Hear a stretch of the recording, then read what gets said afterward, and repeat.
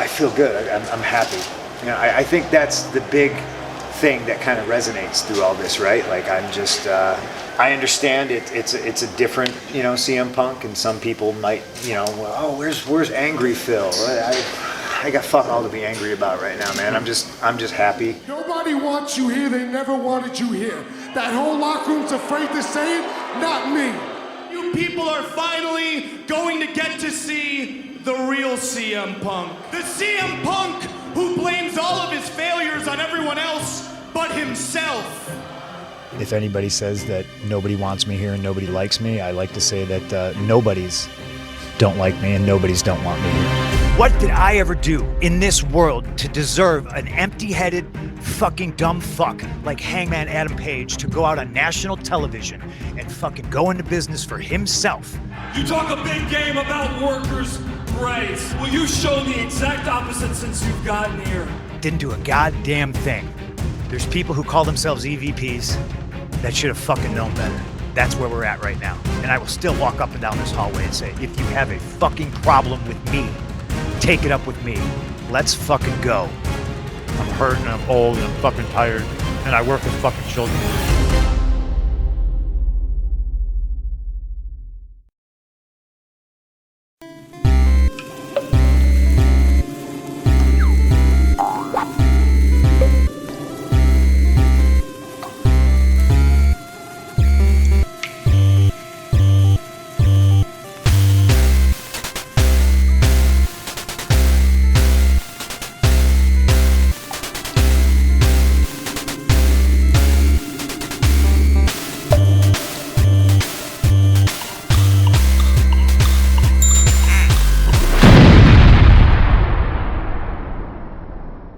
It's AEW All Out 2022 from the Now Arena in Hoffman Estates, a suburb of Chicago, Illinois. Home of CM Punk, Colt Cabana, Kalisto, Kurt Angle's son, Jason Jordan, the Big M, Montez Ford, Monty, Jennifer Husbands, that's perfect. Jennifer Husband, David Otunga, and the late great Bobby the Brain Heenan. With an estimated 140,000 TVs tuning at home, attendance of 9,100 with 300 comps, a live gate of average ticket price. Place your bets now. Ticket price of 35, 54 bucks. Oh man, trim the marks, get ready. Over $113.64. Whoa! Over $1 million gate here. What's going on with prices? Remember like the Cardiff show, and we were thinking of going, and then they were like 400 quid a ticket plus your flight, plus we bought up all the hotels. You have to go. I was like, probably going to Mania was cheaper than going to fucking Wales. I could swim over it. No, I couldn't, but you know, I would very much die. Could. Yes. Commentators tonight are Tony Schiavone, Taz, and Excalibur, the Champagne Supernova himself. Casino ladder match, aka multi-man crazy cavalcade spot fest with all of these lads in it. Yeah. Ray Phoenix and Yuta to kick off. Corner 619 and Springboard, wow, but his nothing to the outside is thwarted. Roosh, the beefy lucha with a tope turn hilo to Ray. Andrade Piccolo, Charlotte Flair's husband. Friendly Roosh offers him the win, but they decide to set up some more spots instead. But you know they set up this ladder perpendicular to the standing ladder, and they did something to somebody, and then they came back in and started climbing the ladder again. I don't know why they set up the horizontal ladder. Like in kayfabe. Yeah. The only reason is to set up your next spot. It makes them look like fucking idiots in kayfabe, and I cannot get behind idiots unless it's Daddy Magic. We do get one part of it with an immediate payoff, a sunset flip powerbomb. The very European Claudio Cesaro out next. Claudio was the Ring of Honor World Champion. What are you doing coming out to be a nothing part of a ladder match for the hope of getting a title shot? I just thought it made him and ROH look kind of geeky. But you remember when the Royal Rumble was 2008 where Chavo entered and he was the ECW champion? Same energy. Small dick energy. Ooh, Chavo! Ooh, Claudio! Swiss Superman with a super precarious lift to try dump Andrade out. Very awkward, Jay. It was just a mess for a solid 5 minutes. Do you like Dante Martin? Yes, he's the guy I wanted to talk about. Oh, yeah. Well, I have one sentence, but so first of all, he comes out to the Tito Ortiz pop. You just do the cross arms. The anti-pop. Cut Mr. Kennedy. August 1 warning. Identity revealed as the MMA legend Tito Ortiz.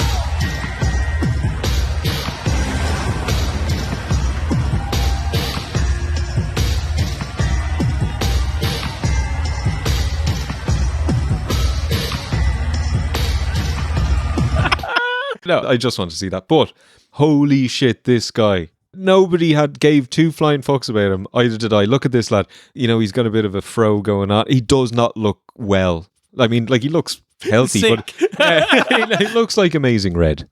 That's not a compliment. And look, we love Amazing Red, but Dante Martin looks like shit. But this match was going nowhere until he entered it. Now, it went nowhere afterwards as well, but he was the highlight of this match for maybe 2 minutes. Everything he did was exciting. I hope he's going to be the new Teddy Hart. That's all I can say. This is the story of a man that breeds and trains Persian show cats. I've had all sorts of different cats. Yeah, multiple jumpy spots like springboard onto a ladder. Penta says, Canadian Destroyer on the ramp. Yay! And Carlito Backstabber. Mm-hmm. What about the other ladder Andrade set up? Take a Canadian Destroyer. Top rope splash outside to the ladder. Second Spider-Man spot from Dante Martin.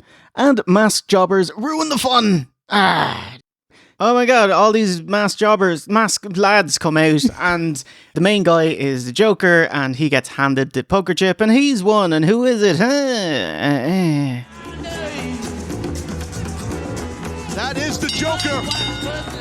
I mean, even at this time, I kind of knew who it was. I was like, obviously, people are like, oh my god, it's Bryan Christopher. Shit, So- is he dead? I feel like he's dead. Yeah. Bollocks, He's well bollocks. dead, Jay. Yeah. God. But luckily, it does have a payoff in this show. And I think in the long run, it's a net positive. So, even though this was terrible, I don't think people were focusing on how bad it was. They were more focusing on who is this masked man, you know? so I it's a don't know, success. Steve.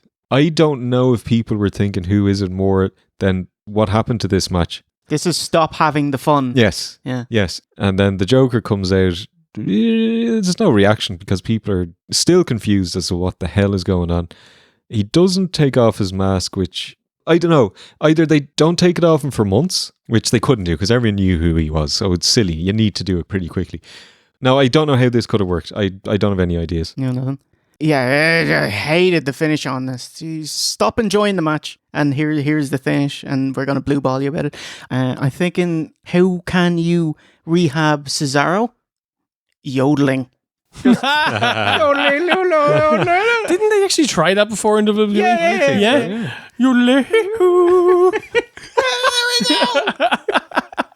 Book it. Tony, mate, fast forward it. Push it through. Don't think about it. I love the yodeling. I used to do it all the time. Trios Tag 30 Finals. The Elite, Kenny Omega with Matt and Nick Jackson versus Dark Order's Alex Reynolds and John Silver with Hangman Page. Steve-O, how was the tournament? A tournament of two halves. There were matches that Was were... Barry Eamon Dunphy. Clowns. There were matches that were done on Dynamite. Those matches were Death Triangle, so Pac, Penta, and Phoenix versus Will Ospreay and Aussie Open. And they had an incredible match. Holy shit, insane. The crowd going nuts. I was going nuts watching it. It was amazing. The week after that, then they had the Elite versus Ospreay and Aussie Open. And that match was probably even better. Unbelievably great. And then on the Rampage side of things, they kind of went a bit comedy side. The matches were a lot shorter. So that was House of Black and Best Friends, this new geek group that they brought up, the Trustbusters. Anyway, to get back to the point, Dynamite side of the trios tournament was exceptional, unbelievable, out of this world. Rampage, boring comedy, not great. So I was kind of mixed coming into this match. But I will say that the angle to get Hangman Page to team up with the Dark Order was really clever. The Bucks had known to team with. They asked him and he said, mate, I would love to, but unfortunately my friends have asked me to be on their side and I won't back out on them. And then they were like, okay, we'll find someone else. Obviously it's Kenny who came back, you know. 10 hurt his knee. Preston Vance. And then the next week, Evil Uno hurt his knee. And so with those two out, Hangman joins up with the Dark Order. So we're going to get Hangman Page, Kenny Omega, face to face in the same ring for the first time since Page beat him for the world title. So in terms of a long-term story, that's really good stuff. And they grab Nick's leg. There was a buck shot to the back of the head. Yet buck shot. Lariat. He got him. One. He beat him. Ha! Mid-Carter Hangman Page. Big sour mush on him. This is before the CM Punk thing. How's he been getting on the last few months? It's weird, because I would say that the Hangman Page saga is the best storyline AEW have ever told. It was told great by Brian Maxman, Outside Interference. He had the Good, the Bad, and the Elite chronicling that. Nice. So it's fucking great. Go watch it. Anyway, really well told, long 2-year plus build that built up to Hanger finally winning the big one. And when you roll it back to the very first AEW pay-per-view, Hangman Page lost to Jericho. And so he could have been their first ever champion. But then 2 years later, he finally beats his former best friend.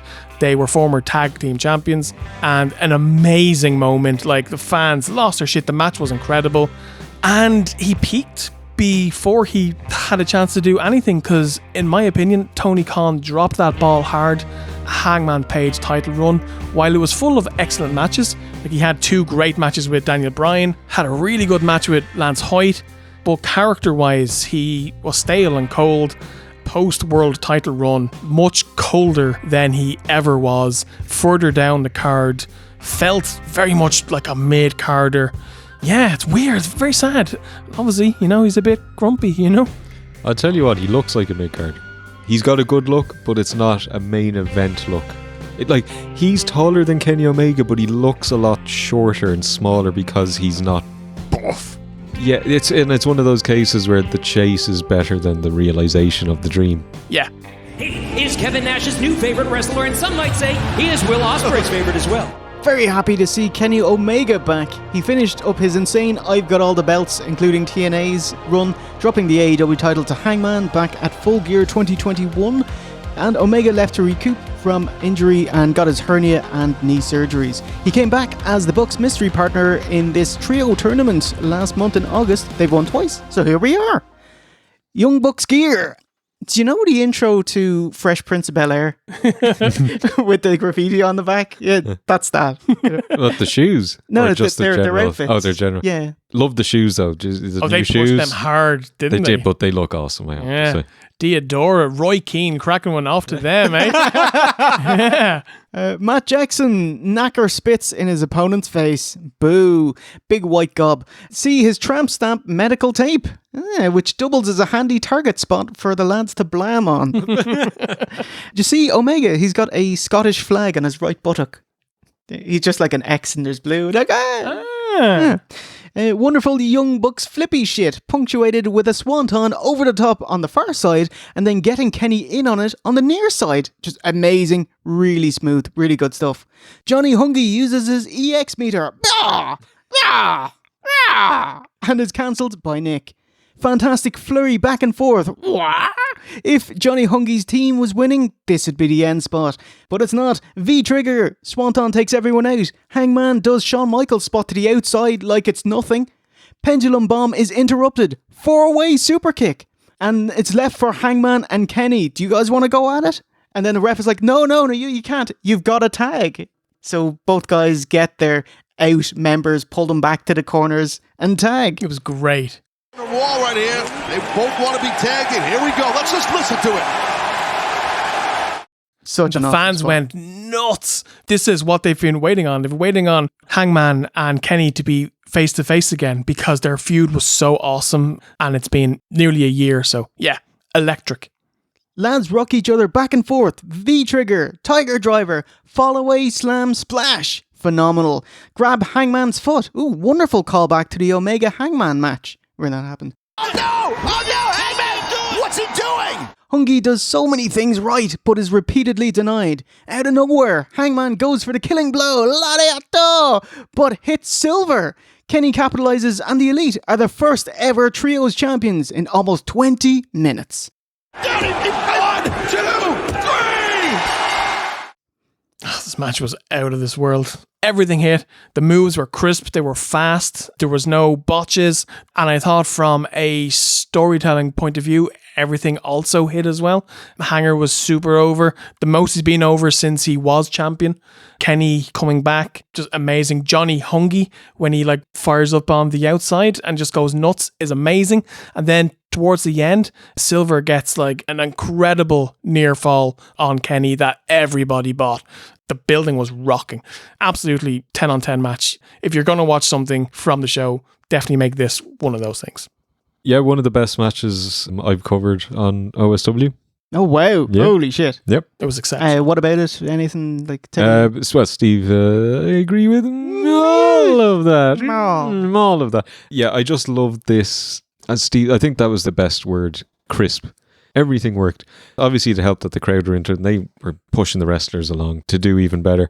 I like the underdog story. There was 4 stars in this match and 2 lads. And those 2 lads, they had a couple of, near falls, and that would have been a great story in itself. But I do think the winners were the right choice in the end. But I liked that the crowd are really getting behind Silver and Reynolds. Nick Jackson's buckshot lariat to Paige out of nowhere. Paige was distracted, turns around, bang.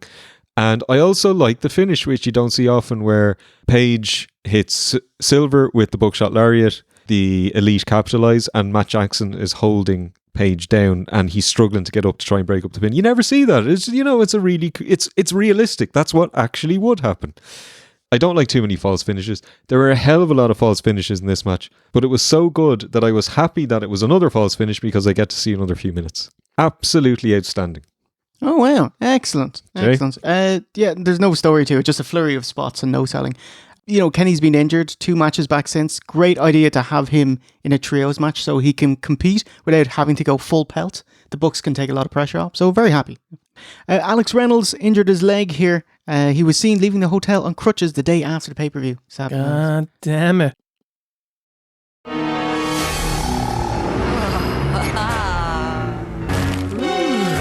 Feels like somebody's lighting my fire.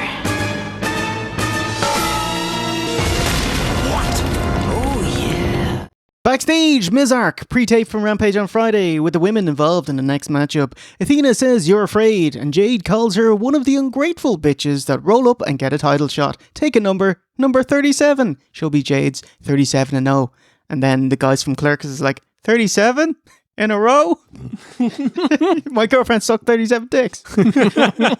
37. My girlfriend sucked 37 dicks. In a row? Yeah, next up is our women's TBS champion, Jade Cargill, defending against Athena. Ah, that's Ember Moon. No longer eating shit sandwiches, I hope. She got lost in the shuffle when NXT rebranded to NXT 2.0. Her tag partner, Shotzi, got a main roster call-up, and the main roster writers didn't know anything about Ember Moon. She described it as having to smile and nod and wait your turn, saying, a lot of WWE backstage is having to play the game, and you're just having to, I guess, eat the shit sandwich and smile with shit in your teeth a lot of the time, because it's all about not making waves. That's so sad, isn't it? Paints such a depressing picture about being a superstar. It's my the same opinion. everywhere. In my opinion, Even in OSW. Gotta push you down to Rampage, Steve. You're on dark detail. These writers, they have no idea who these people are coming up. You couldn't spend 2 hours a week watching your sister show, watching the wrestlers there that will be coming up to the main roster, and you might maybe potentially get an idea for them in a year or 2. Steve, that's literally the point of the show, is to get people prepared and ready to come up to the main roster. And they have no idea who you are. It's a shit show. For fuck's sake. It's just lazy. Yeah. You're not doing your job. Yeah. Imagine if you had to watch WWE for a living, Steve. I wouldn't do it, but I don't work for WWE. The review you had on Shark Sandwich, which was merely a 2-word review, just said, shit sandwich. Ember said WWE offered her 6 times her salary to stay, but she turned it down, which sounds like absolute horseshit. I don't believe you. To try drive up what Tony Khan would offer her. Her last match in WWE was in September 2021, and she debuted the following May in AEW as Athena. Cargill as the inaugural and over 180-day champion on her streak. How's this going? Love her. Is she the best wrestler? No. Is she a good wrestler? Has her moments. But who cares?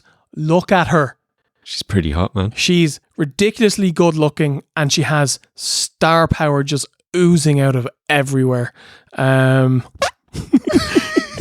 Cork is what. Yeah. She's like the female Goldberg, you know, like someone who has a presence, has a look, has raw talent. Her positives outweigh the negatives, unless you only care about the in-ring product. I just think she's a megastar, and I think she's the right person to be the champion.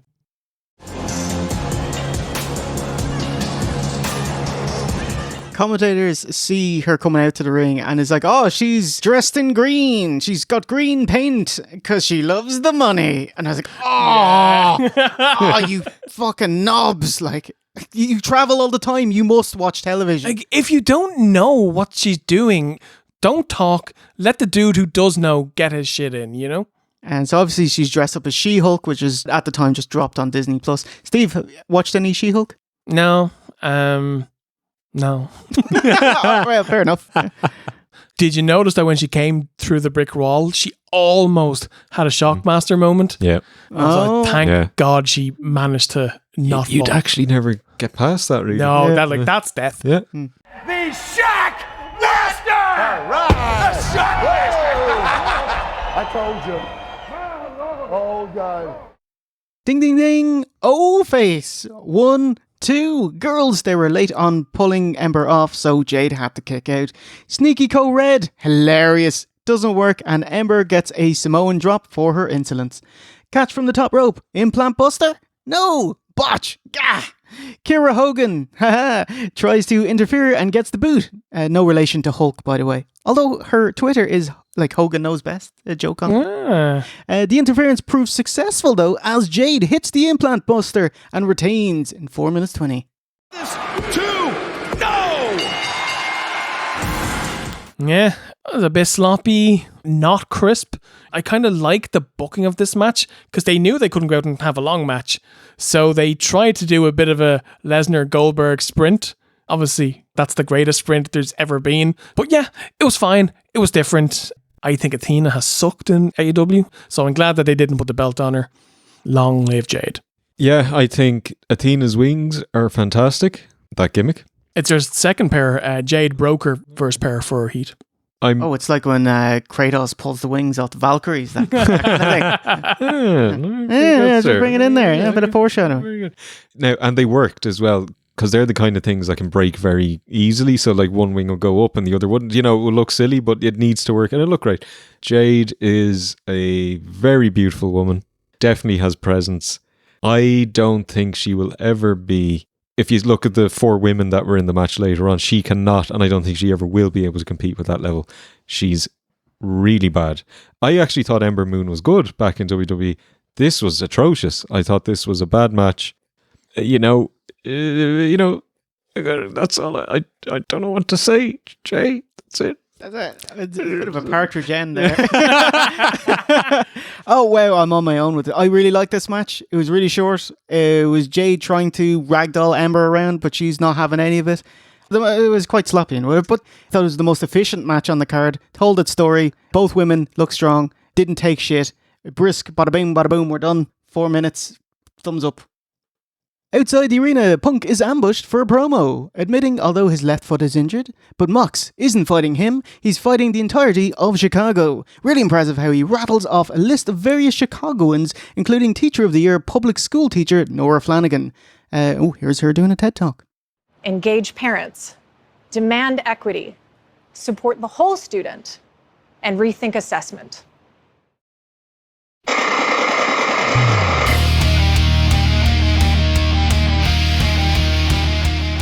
Another trios, FTR, Boo, and Wardlow versus the Motor City Machine Guns and Jay Lethal.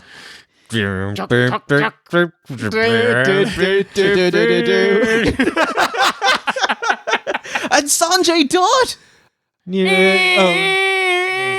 That's the most annoying sound in the world. Yeah, that's basically what his what was the word that was repeated during his theme? Oh, free your mind and free your mind, free your mind, free your mind. Oh, like when these guys come out, it's just like TNA, TNA. 2007. Like, this is 15 years, lads, and they all look great. Sabin is barely aged. That's spent so much. Look at this. Sanjay with a fight like a 10-year-old brat t-shirt. Yeah, so FTR came out to the ring and they cut a promo, and Dax was talking about this young girl who found out that she had cancer.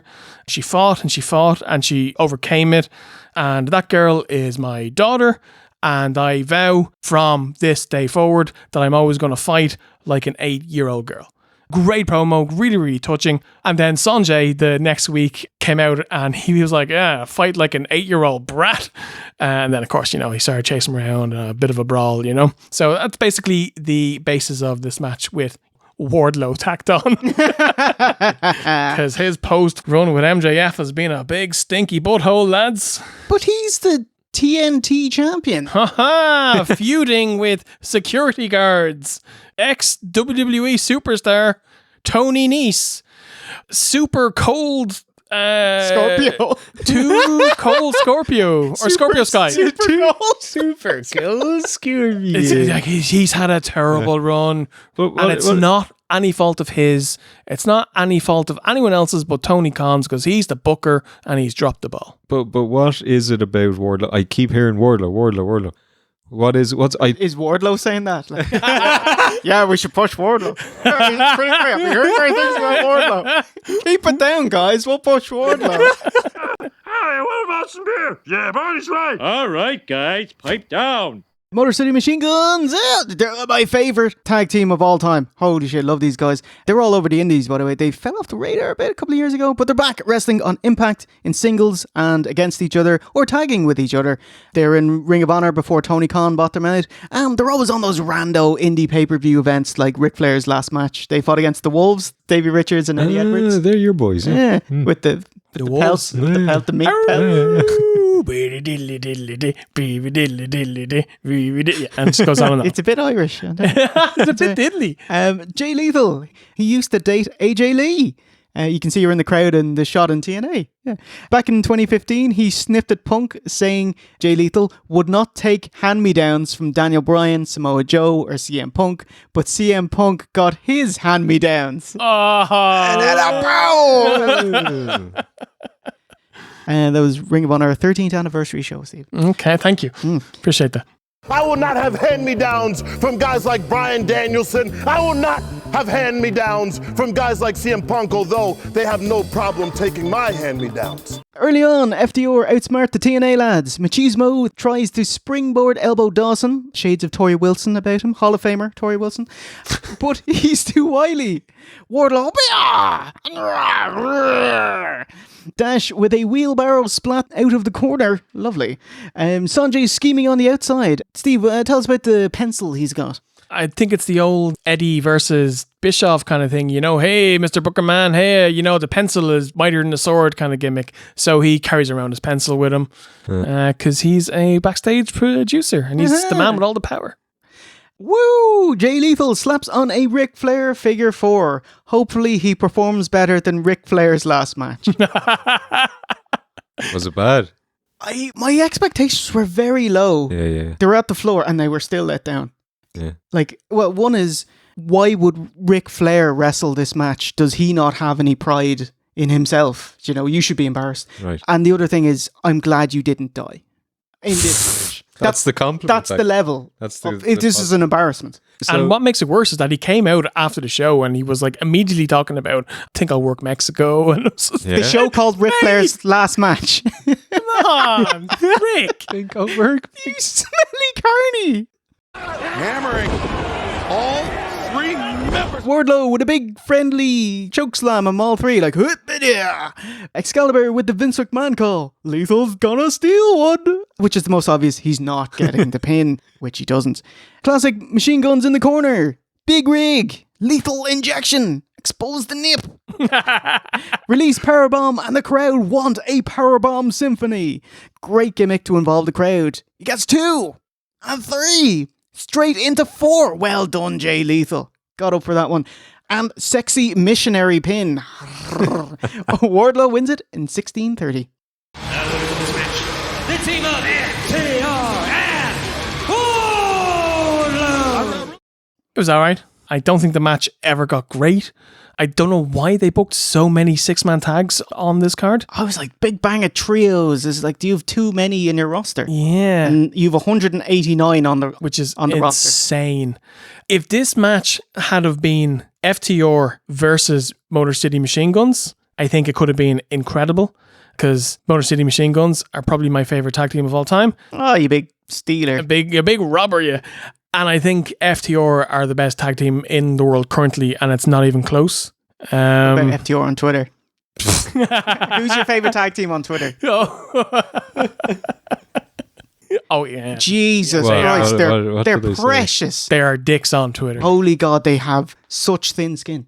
Oh, it's They like fight somebody with fans, criticized me, yeah. so I'm going to have an argument with you. Yeah. That's all the person I'll wants. fight with the egg on Twitter. do you know? Yeah. The guys without a profile picture. yeah. But that's all they want. Holy shit. But you're a pro wrestler. You earn way too much money to be like this on Twitter. Don't you have a daughter you can hang out with, mate? Fucking hell. And it's a shame, like, they're up there with the best as well. You know what I mean? They're incredible. So there was Steve, what no, happened you're grand. So there was a promo where Dax came out a few weeks ago, and he literally just started calling out wrestling journalists live on TV, and I was like, mate, that's a bit lame. You know, like that's a bit WCW in 2000 kind of stuff. You know. They're journalists. They like to write. And they talk about the pay-per-view All Out this weekend. They say, why are we having this match, huh? What do you think of Joe coming back? Very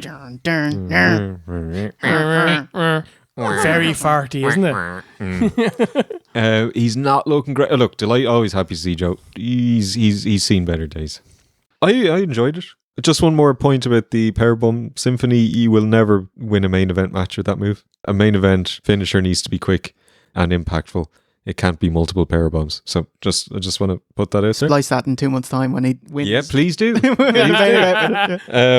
they did fine. The good news is that Lethal and the Guns can very much still go. They should not be heels. And then I just want to say, I'm probably the first person to say this, and only potentially, Motor City Machine Guns, my favourite tag team of all time. Oh, wow. Machine Guns barely got any offense in, so I'm sad. Guns sold for most of it, and they got in like 0 spots. They did a thing in the corner, and that was it. If you want your fill of the Guns, I was going to plug TNA's Twitch, but it's been cancelled. They lost the Saturday Night War to V1 and V1. Every week. Yeah. Used to have our chat, and they do like an update on like the numbers every like 15 minutes. Yeah. V1, 117 viewers. TNA, 41 viewers. And we'd be like, TNA.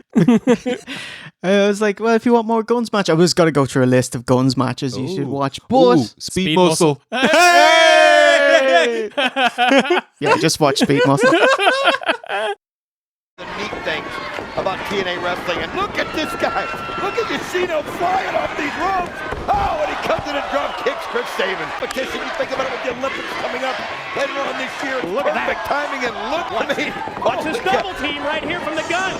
Oh, nice move there, Shelley, and then Chris Sabin takes the knee, and look at that. He pulls back with the head and the drop kick right to the face. Ricky Starks versus Powerhouse Hobbs, both formerly part of Team Taz, along with Brian Cage and Hook.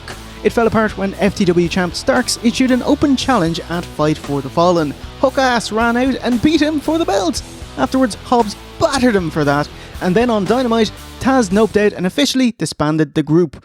The match is nothing, 0 spots, back and forth, suplex and Hobbs strikes a pose. Starks hits a swinging DDT, Hobbs hits a big time spine buster, 1, 2, 3 for the win in 5 minutes. Yeah. Tag titles. Hold on. Bollocks. Hold on a sec. I don't want to hear about these dickheads. This match made me the most sad / angry on the entire card because this had a really good build. Like he's really, yeah. These guys were in like a long term. But Taz's group, that's like tag team. X Factor breaking up, and like Ricky and like Ricky Starks is like super over and the fans love him and they wanted him to win. They were pulling for him and then he comes out and he gets jobbed out. Okay, you know, they want to push Hobbs because they have no top heels, whatever. But yeah, this made me sad. I thought the booking here was garbage. And yeah, I was very sad. Okay, you've gained another Twitter follower, Steve. Jay, amazing. Amazing, sir.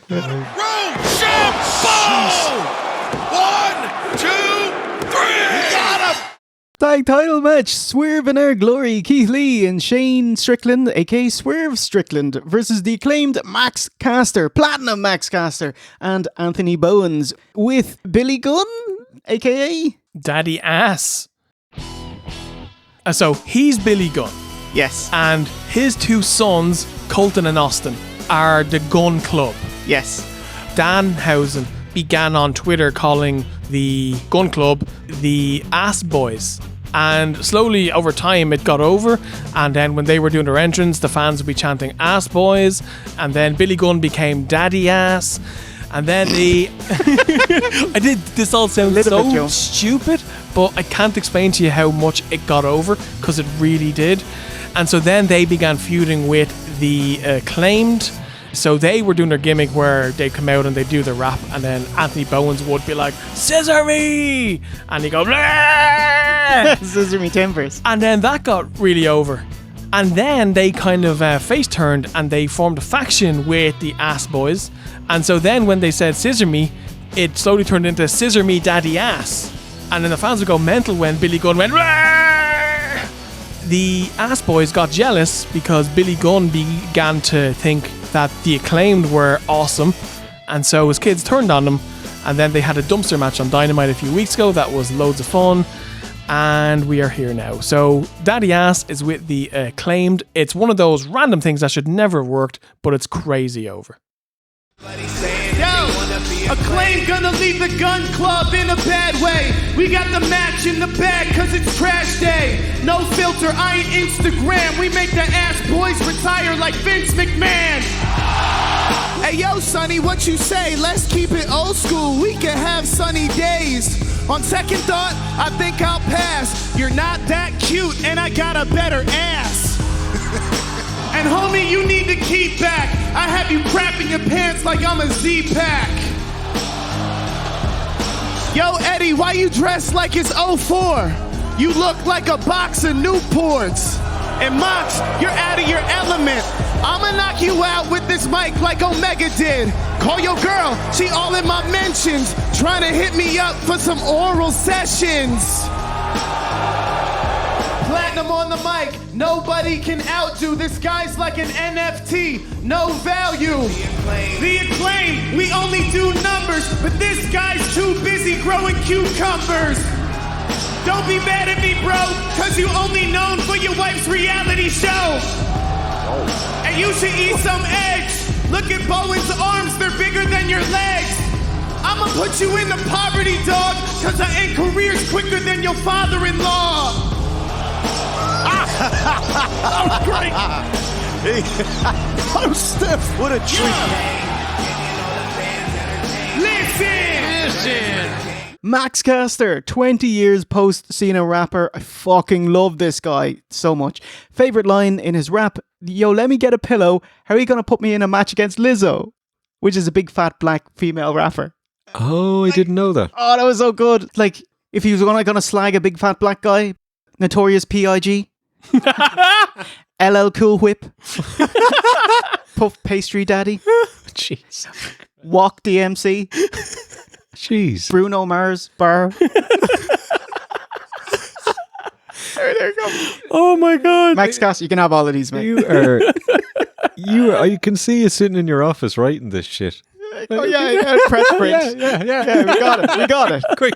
Bowens. Well, that's a pretty good chant they have going on in Chicago. This is a new one. Listen to this. This match is fucking hell. You know what's happening because it's not about the moves, but the Acclaimed are insanely over here. Insane. You know what's happening. Who's the champs to the outside and leads to the biggest pop of the match. Scissor me Timbers. Yeah. Daddy ass. Well, there it is. Match-wise, technically nothing huge. Crowd are massively up for it. Keith goes beyond Brett's rope to the top. Acclaimed get on Brett's rope. Avalanche suplex, but Bowens tags himself in just before. Double stomp doesn't seal it, and the crowd explode. They're willing the Acclaimed to win. No! And the fans on their feet can believe it. Big elbow drop and pin. Keith Lee bear swipes and kick out, and the crowd are pissed. Fans really want new tag champs. No! That was a three! Keith Lee! Swerve with a standing switch, beautiful duck under the leg, and into a backbreaker. Bowens' knee gives way, and Swerve insecures Keith Lee. Capitalise with a super kick and cradle. 1, 2, no! Sorry, mate. Up for a big powerbomb and coup de grace and shin shin. That's it. The tag champs retain in 22.5 minutes. This is over. Wow. Absolutely loved this match. And I know that there was a thing going around where people were saying if there was ever to be an audible called, it should have been here. I kind of agree. If the lads had won, gotten the belts, and they had have triple scissored, I think it would have been like an all-time great pop, and it would have been an amazing moment. But, you know, didn't happen, but it doesn't take away from a brilliant match. The Acclaimed are so over, and they've gotten so much better. Both of them, like Bowens definitely has as well. I wish that they put the belts on the lads here, but they're probably going to do it at the big Arthur Ashe show in New York in a few weeks. Steve, can you say, and it's okay, they won it 3 weeks later at the big show. Oh, and it's okay, they won it 3 weeks later at the big show at Arthur Ashe. And they didn't do it. I can't believe they didn't pull the trigger at Arthur Ashe. Do you want me to say that? Yes, please. No, never mind. And he just leaves this in now. I know. He's a fucker for it. Okay, you know what? Yeah. And they didn't do it. Tony, you big gobshite, you. There you go. There we go. It'll be great in the end. Solid in the end. Cover all the bases. There you go. What a moment for the Acclaimed. What do you think of this? Same amazing. As far as crowd interaction, it was the classic case of wrestlers feeding off the crowd, who in turn fed off the wrestlers. It was built to just a fantastic crescendo, but yeah, the wrong team won. I thought it was impossible to predict the winner. This one is 50-50. Couldn't tell you. Yeah, Max Caster, he was at Revolution when we reviewed that, right? And I was commenting on I loved his rap. Yeah, he's still going. There's room now for that gimmick to be pushed. He could go Cena. He could go that route. Last point is on Keith Lee's hood. I assume this is a thing he's always done, but it must be like the kind of Jake Roberts WrestleMania 7 Fimbly Bimbly. He can't see out of that thing. He's going to fall off the ramp one day. Oh my God. It's a lot of beef to be falling off a ramp. Beef. But absolutely fantastic, great fun. Excellent. Yeah, it was great. I enjoyed it. I just thought you're not beating Keith Lee. He's too big and beefy. So I was like, I would have been shocked if the Acclaimed won, because it felt like they're too over to win. Do you know what I mean? It's like, because everyone's willing them, but they're fighting a losing fight. It's like the end of Red Dead 1. No spoilers. You're not winning that fucking shootout. Dude. It's like the end of Red Dead 2 when Billy Gunn comes back to life. Bart, like. Billy and Bart come in, start scissoring everybody. Hold on, here we go. Listen! Yo! Acclaimed in the guns, what the fans prefer. We're about to make y'all pay like Amber Heard. I'ma lay this dude down like a sex position. I'm main event Max, he's X Division. So I'm sending you home. You not a tough guy, Joe, you just injury prone. And I'm bad for your health. Got that towel cause you can't stop playing with yourself. And Tony, why we give this guy a chance? When we beat them in the ratings, he was their champ. Yo, Acclaim make you stupid. Cut your lights off like we cut off Judas. Sorry, Chris, you suck like a mosquito. I hope your bones ain't as fragile as your ego. Last week I threw Max out the Battle Royal. Caught him slipping cause of all the baby oil. I should get a shot at that diamond ring. Unless you wanna be my sunshine and sing. Listen, yo, we have no choice. this is the worst place that I ever heard of. Y'all are dumb enough to vote for Jesse Ventura. Y'all like Purple Rain. I'ma turn the Dark Order to a purple stain. And I've been thinking all night, how is it Dark Order when all of y'all white? Yo, Sonny Kiss, you losing to Acclaim tonight, cause you can't get on TV to save your life. Yo, you shouldn't even get a verse. You would still be a loser in the metaverse.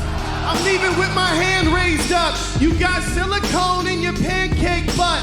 I thought you had ass. Where's that jelly? Looking like Plank from Ed, Ed, and Eddie. Wow.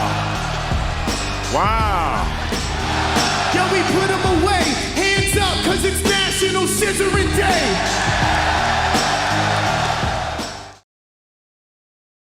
Interim Women's Championship will be decided between Toni Storm, Dr. Britt Baker DMD, Jamie Hayter, and Hikaru Shida. Interim because just 2 weeks prior, Women's Champion Thunder Rosa suffered a legit back injury, so she couldn't defend it. Either that or she's too busy DMing V1.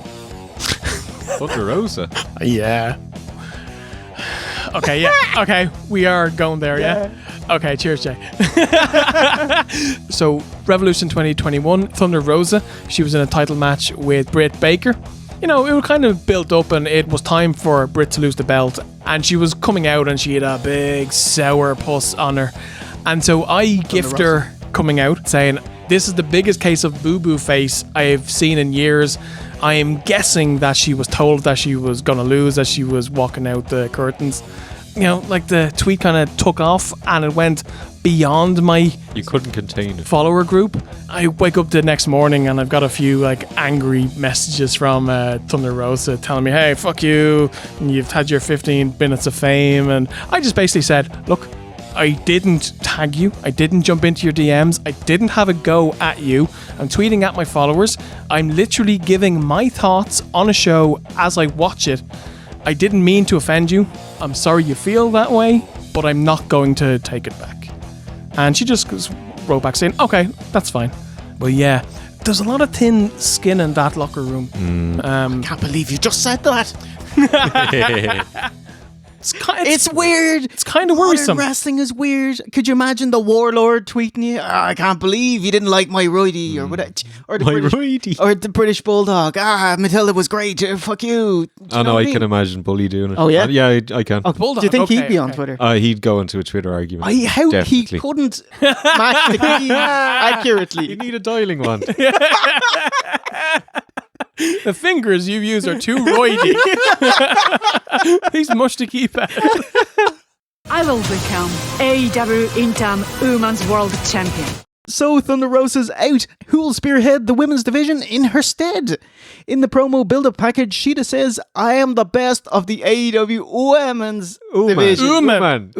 It's half woman, half human. But it's all about Britt Baker, who proclaims that a villain is just a victim whose story hasn't been told yet. Great line. But this division needs a hero. And that's what she'll be. Toni stomps a mudhole on Hater. And it's like, I love that name. She's got her own hater. She's like, I'm the biggest hater. Before going any further, what do you lads think of the Jimmy Hart-esque Barracuda ripoff that Toni Storm has? Sorry, break down this ripoff theme for us, please. So Barracuda, what's that go like? And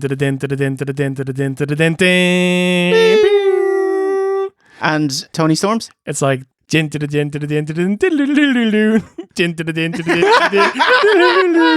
brilliant. We got there. I thought we'd never go back to it. It was great. I think that you got the blues too. No doubt about that. From Gold Coast, Australia, Toni Storm. dub spot with multiple near falls, and Hater has none of it, breaking up the fun. Tanahashi sling blade by Baker, which is very generous. Shida and Tony exchange blows, ending in a stalemate where Rebel tries to play peacemaker and gets a double headbutt to the boobs. Yeah, both of their titties. Britt hits a curb stomp on the ramp to Shida, temporarily taking her out. 2 heels and 1 babyface, and the crowd rally behind Tony. No need, Shida returns with dual kendo sticks. That's not racist, that's the noise you make when you swing a kendo stick. Funny, messy double pin that's broken up. Storm goes behind and a German suplex. Hater nips in and scoops up Tony for a tombstone. Fucking yeah, That was baby! the best spot of this match by a mile. Oh, it was my favourite thing all night. Tony Storm, the German suplex on... Oh, wow. Oh, no. Oh, tombstone pile driver. It was awesome. Actually, Hater kisses her bicep. Hits a ripcord lariato to the boob. 1, 2, pull out. Spike pile driver, but Baker couldn't steal it. Big time DDT to Baker and then to Hater. And that ends it. Toni Storm, the new AEW Interim Women's Champion after 14-20. New champion. I thought the match was good. I felt bad for him. This is the second women's match on this show, the second death spot following an electric tag match. The fans were into Jamie Hayter. Holy shit, they wanted her to win. Toni Storm, in my opinion, has been very disappointing since signing. I don't think she's particularly charismatic. I think her matches are grand. I'm a massive Britt Baker fan. Yeah, she's awesome. I think you should build your division around your biggest stars, and I think Britt Baker is the biggest star in the AEW Women's Division by miles. Like, no one's even close. I understand that fans are a bit pissed off because she's been at the center of the division for like a while, but it's like, there's a reason, lads, you know? Big step up in quality from the previous women's match. Toni Storm is gorgeous woman. But she was not over at all. The crowd did not want her or care about her winning this match. I think she was the least over person in this match. Yes. No, I thought it was good. Yeah, agreed. Last time we covered AEW, Shida was champion. Her 372-day reign ended by Britt Baker at Double or Nothing 2021, which was ended by Thunder Rosa, Paddy's Day 2022, in a steel cage match. Steve, how's the women's division been doing in 2022? It's not great. They don't get TV time much. And when they do get TV time, it's usually like in that kind of death spot, heading towards the main event when crowds are tired and when they're kind of sitting on their hands waiting for the big match. Thunder Rosa's title run didn't work. She's not particularly over. I think she was working hurt. Oh, you're going to get such a DM from that. I think she was working hurt, and that really hurt her matches. And she's not really capable of cutting a compelling promo.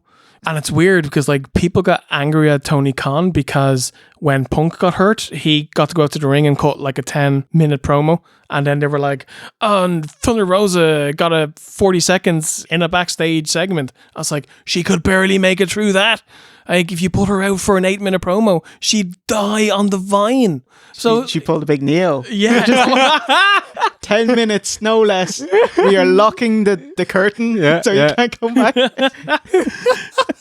So, yeah, kind of hoping that this moment is a bit of a reset for the women and they can kind of be booked a bit stronger going forward, you know? Okay. It's Saraya here! Run! Saraya in AEW! Jungle Boy versus Christian Cage. Christian pulled an Eddie's down there. In hell. Bit to Jungle Boy. I never wanted to be your father figure. You have a father. And he's dead. How's Christian's run in AEW been? Because when we last were here in AEW at Revolution 2021, he debuted. Yeah, I think he's been awesome. I don't think he's been used as much as he should be.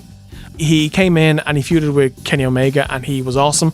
And then he was put with Jungle Boy and Luchasaurus and they had a decent run. It's kind of a mentor, tootler. Yeah. That's not a word. A tootler. A fucking tootler. Fuck it, Tony Khan. Quick. So like he's awesome. And I do think that pairing Jungle Boy with him has like really helped Jungle Boy. His promos have gotten better. He's gotten more comfortable on camera and on the mic. So from that point of view, it's been a massive positive. But he doesn't get to wrestle enough. He doesn't get put in enough feuds. And this feud, when it got going, was excellent because Christian is brilliant. But it moved glacially slow. But once it did, like, Christian has this new look. He comes out and he wears turtlenecks and he wears like fucking suede jackets. He just looks like a 1970s Bond villain. Yeah. And his promos are so good that in an AEW that was missing both Punk and MJF, in terms of promos, he kept AEW ticking over. He was the best by a country mile. To come out here and apologize. Jungle Boy, I'm sorry, your entire family isn't dead, and they had to witness... What the hell is wrong with that? And they had to witness me end you in that ring 2 weeks ago on Dynamite. Do you like Christian's new t-shirt? Worked everyone. Uh-huh. Yeah, very clever. It's a play on his outwork everyone, isn't it? Note the right arm heavily taped up, yeah. And Christian gets slapped by Jungle Mom. Before the match starts, Luchasaurus chokeslams Jungle Boy on the entrance grating. Ha! Heel turn, sir. It's the turn that everyone saw coming. Man, he hit it hard. The grill marks on his back, man. Yeah, but it looked good. Broke the skin. Throw him through a table and dump him into the ring. Can referee Aubrey Edwards start this match? She's like, hey, I can call this off if you want. If you're a sissy. Of course he's going to say I'm fine. It was so stupid. Like, AEW refs are really thick. In kayfabe, they're idiots. That's kind of par for the course. Like, yeah. You know, you don't get any smart refs. Yeah. Except Shane Sewell, obviously. Well, come on. Yeah. Like, yeah. 1, 2. No, it's not a squash. Unprettier. 1, 2. Okay, it is, yeah. Christian gets the easiest win of the night in 20 seconds. 3. The winner of this match, Christian Cage. What do you reckon? Well, obviously, it's not a match. Jungle Boy, hopefully they're starting to transition him away from this Jungle Boy moniker, going with the Jack Perry thing. Hopefully he can get rid of his silly outfit. Let's move him now on a little bit to the upper mid card. What about a song? I like it though. I really like it. It's a good song, but is it the song of an upper mid carder? No, sir. Yeah, I that's worry the way I if he feel. cuts his hair and gets like bland trunks, it's No, I'm not- He doesn't have to cut his hair. The Dolph. Yes, Dolph Ziggler. Brown hair Dolph. Yeah, that was hilarious. Yeah. But no, it's time now to grow up. And I don't know what the answer is, but it's not this. Brown leather test pants. Test pants. Yeah, you know the way Test wore the like black leather trousers. Right, the bin bags. So those, but brown. Yeah. Like some kind of bin bags. Brown bin bags. You're really putting this over. Of course, why was it so short? Christian was... Yeah, it's nothing. It's 20 seconds. Not a match angle. Yeah. So why was it so short? Christian was injured going into the match, which is why Luchasaurus turned to give Jungle Boy someone to wrestle. Christian injured his arm wrestling Matt Hardy the prior month. Ah, and that was a decent match, actually. It has been an unforgettable night of action here at All Out. Backstage, hey, it's Death Triangle versus Best Friends on Dynamite. Push, push, push. Hey, this match is happening. And Hermanos, you guys got robbed at the casino ladder match. Yeah, what do you think? And he's like, yes. Yeah. End scene. You got robbed in the casino ladder match. Yes. Yeah. But, estoy cansado. Ahora no. Phoenix says, please. What an asshole. You know we can't speak English. Yeah. Oh. It did just end right there, didn't it? You going out there 10 minutes. Not 1 second shorter. No, back. Ask Pac the question, yeah? You know the bloke who's from England, you know? Yeah. Yeah. He did save it though, to be fair to him. He kind of stepped in. Hey, none of this shit. Yeah, leave the man alone, you know. Just puts a towel over him. And on that bombshell, it's a halfway point of the show. Let's take it easy at Break Questionarium. Go!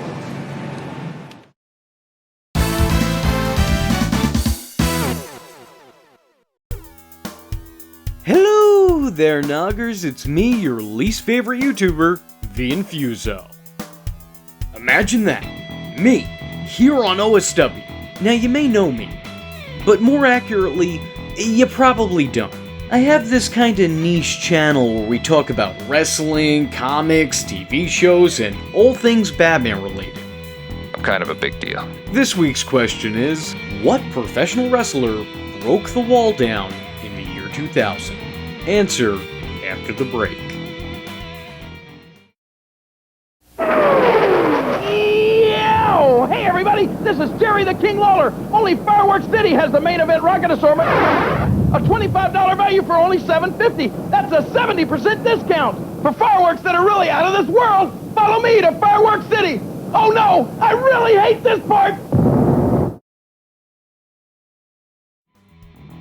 Before the break, I asked, what professional wrestler broke the wall down in the year 2000? If you answered the Millennium Man Y2J Chris Jericho himself, then congratulations, a loser is you. Because the answer is obviously Hulk Hogan. And now they're taking the wall down! Oh my God! With that being said, I was your least favorite YouTuber, The Infuso, and I thank you for playing. Now if you'll excuse me, I gotta go grab an Irish coffee. And we're back with match number 9. It's Bryan Danielson versus Chris Jericho. Dragon versus Lion. Targaryen versus Lannister. Sorry, lads. Very good. Cool build-up. Jericho runs through his gimmicks, but it doesn't matter. He's Chris effing Jericho, and he knows more than Bryan. Jericho breeds and reads pro wrestling when he's not bitching about Matthew and the word botch. It's like, there's no such thing as the word botch. Now, when a wrestler botches... What's with the thin skin, lads? You gotta get over that. Jericho blocked me on Twitter. Oh no! I've never interacted with Jericho ever. Yeah. Never replied to a tweet, tagged him. I've never jumped in his mentions, anything. Randomly got blocked. Maybe it's the time I slagged his hair. Yeah. Yeah, it was once where, like Jericho's balding. Yeah. And he had this spray on hair. Yeah. And it began to melt. And so he's on live TV and the black streaks coming down his face. I did slag him over that. He literally had a head like a melted wheelie bin. He did, yeah. So maybe it's less of a case of thin skin and more, thinning up top. Hey! You never would have guessed Jericho would be precious. You never in a million so years. Cool of a guy, I'm surprised. And he's so talented and widely respected. He's literally one of the all-time greats. Yeah. And he looks great for his age. He looks so good now. Yeah. Yeah, he's stopped drinking over Christmas and he's really trimmed down and got his abs back and stuff. Yeah. So 51 years old. Well done, mate. Chris Jericho assuming his old moniker of Lionheart. What's that mean to you? Lionheart, Chris Jericho. Awesome. Like One Night Stand, episode 38 of OSW. Special attire just shows the respect he has for Danielson. This is a big deal to Chris Jericho. No Judas. It's Electric Head by White Zombie, his ECW theme. Which is an awesome touch. And Bryan? Fuck is this lip sync boy band bullshit?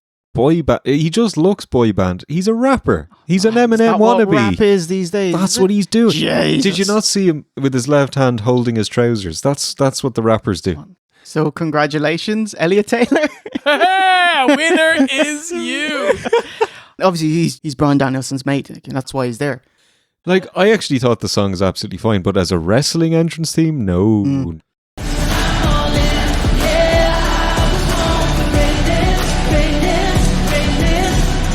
Blackpool Combat Club's William Regal on commentary. Steve, can you tell us about the Blackpool Combat Club? Yeah, they're awesome. Who's in it? Mox, Daniel Bryan, Wheeler Yuta, and then the most recent entrant, Claudio. And all managed by? William Regal. So basically the gimmick is you get some of your biggest stars, your more kind of real grapplers and your wrestlers. You have them kick ass and you put them in a group of people who kick ass. I get the impression it's a loose-ish kind of stable, it's like a group. Float in and out. Yeah, because there's no run-ins during the Danielson match or the Mox match. Mm-hmm. Yeah. Their gimmick is that you have to be so good that you have to be able to win by yourself that you don't need anybody else's help. I love that. Yeah. Does it harm it that BCC is a bit close to BBBC? What's the extra B for? Oh, big black bully. So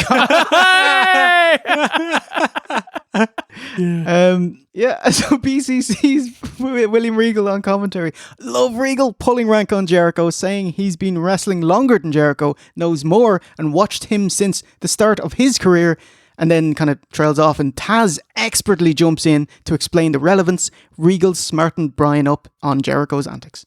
Taz is a great commentator. He's like, when Taz cares, he's so good. Yes, I want to say he also looks amazing because he's dropped a ton of weight recently. Looks brilliant. Looks way healthier and happier. So well done. Keep it up, mate. Yep, delighted. Before we go any further, what bar? No, is Chris Jericho. I thought we were done with this shit. The what bar just opens up the Ark of the Covenant. OC melts. Amazing, yes. So Chris Jericho's wearing a blinding yellow and black gear. He's got black kick pads, yellow and black stripy gear, and a black waistcoat. Chris Jericho is, and from @GaryHC, a Caffrey's Big Time, which is the one that I would have chosen. Oh, what type of bar is that? Like a hard caramel coated in chocolate. Oh, like a chomp. Much harder than chomp. Like hard caramel. Like tell him it's break grand. Your teeth. Keep like, it, keep it, mate. Jesus, he left here with old Chopper here. One tooth left. At Scott McCready NI says, for giving out about NXT recently, he's the old NXT logo. Hey, yeah, it's perfect, yeah. At President Pariah, he's the 80s Christian hair metal band Striper. Brilliant. Yes, they have that awesome song. Splice.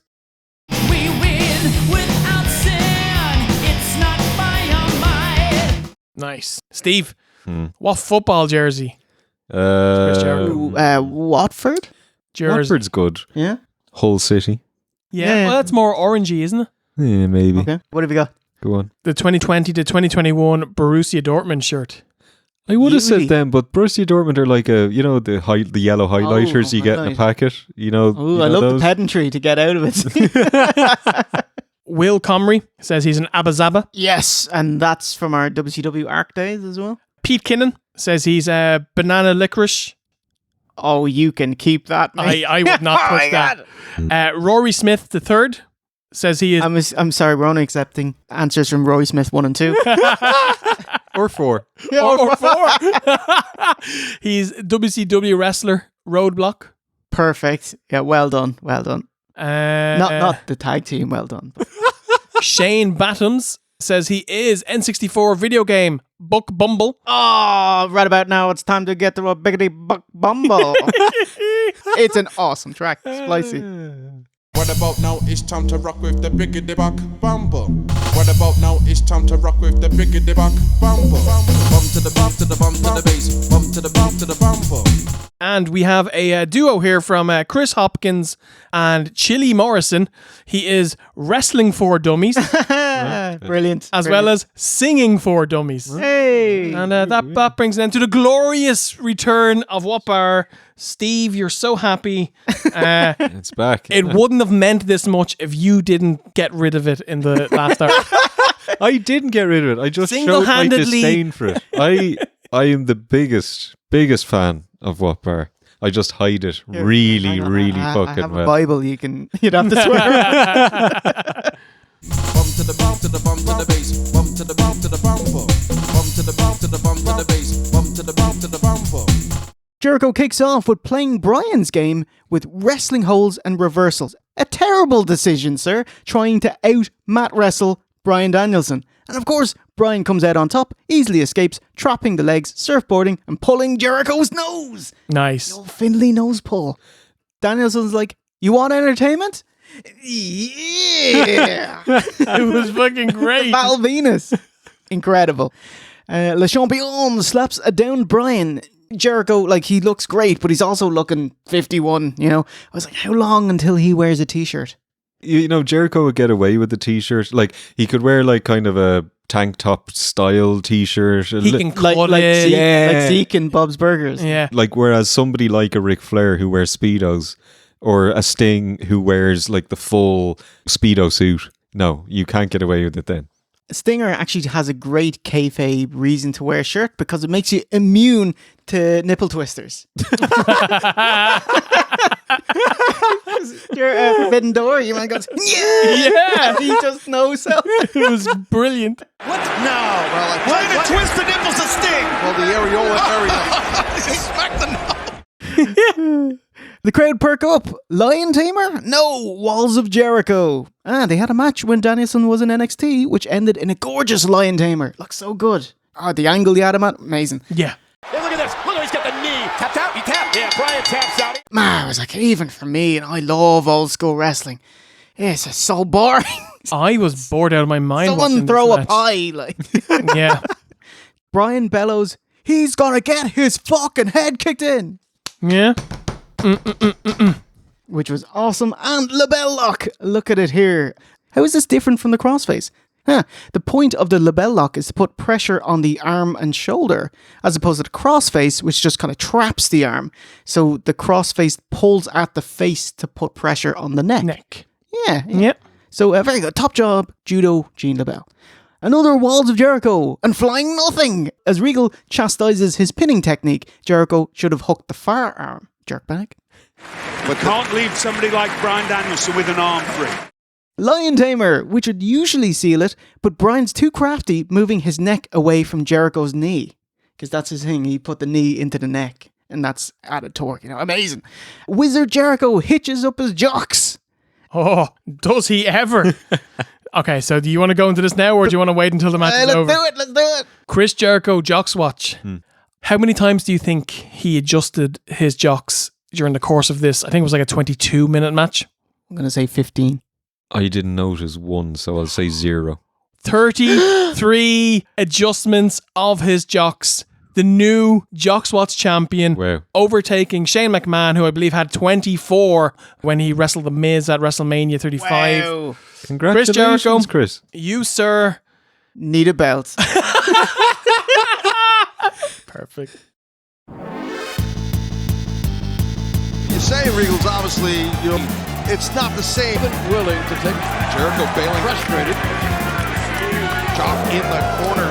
It's fast, but Jericho covered up and took the air out of his nose. And he dropped, and now into the backbreaker. Chris, Big men have hit me. with this to his feet. The middle rope. And that's vintage Jericho. My molars. Bryan Danielson. Agreed, JR was a Jericho, but Danielson drove. Yeah, I think he was a little overset. Daniel. Get that Jericho drop in. Smart to roll in. Danielson was spilling over the top, and he hung on. That lion salt. Near fallout of it, but did. That deja vu for me because I was there. Watch the low blow. And there's Garcia. Daniel Garcia. Busaigo knee. Bridging butterfly double underhook. Cattle mutilation. And another. Cattle mutilation. Bryan's a vegan and he's wearing tights that are like white with blood spatter. Low blow. Or whoa. Judas effect. 1, 2, 3. And the demo god is the winner in 23.5 minutes. Lionheart, Chris Jericho. What do you think? Superheated in parts, good ending, mostly boring. I feel like I shouldn't feel that way when I'm watching Chris Jericho versus Daniel Bryan. Is it that these guys went out there and were like, we can go out there and work an old school 1979 house show grappling match and we can get the fans into it? And it's like, you can't and you didn't, lads. Very disappointed. Yeah, it wasn't what I had hoped for. I thought it was a nice palate cleanser after seeing a lot of fast-paced, high spots, things like that. I did like that it was in the ring. There was no bullshit, there was no run-ins, very simple. It was technically a fantastic match, but yeah, it wasn't very exciting a match. I don't think we've ever brought up on the show Chris Benoit, Kurt Angle, Backlash 2001. That's how you do a match like this. But, it was good, but yeah, not very exciting. Yeah, unfortunately, yeah, agreed. Yeah, and the ending was quite disappointingly low key. It's like, oh, that was it, was it? Ah, bollocks. But you know that they're going to do a match next month and a third as well. So, okay, fair enough. But lads, just in general, Jericho's been doing quite well this year, yeah? Yeah. He actually had a match with Mox a couple of weeks earlier, and that was way better than this. It was so fucking good. It was fabulous. And we'll have spliced it in the post-match talk here. So, yeah. Nice. And now we can finally hear the truth about Fozzy, thanks to AEonlineAR. There's no such thing as a great Fozzy song. This is a vanity project, and mistakes happen. I bet you there's a million mistakes in every record. You take 5, take 20, take 50. I have one take. It sucked. You botched that one. You go to a wrestling match and fans sing the Judas song. Fuck you. I'll punch you in your fucking face for singing that. It's embarrassing. That sucks. We wish it didn't happen, but it's live. It's fucking disrespectful. Yeah. And Fozzy fans walk the line of being disrespectful. And it's like Mike Tyson said. If I wish one of your guys had children, if I could kick them in their fucking head or stomp on their testicles, for you could feel my pain, because that's the pain I have. That was brilliant. Very good. Absolutely brilliant.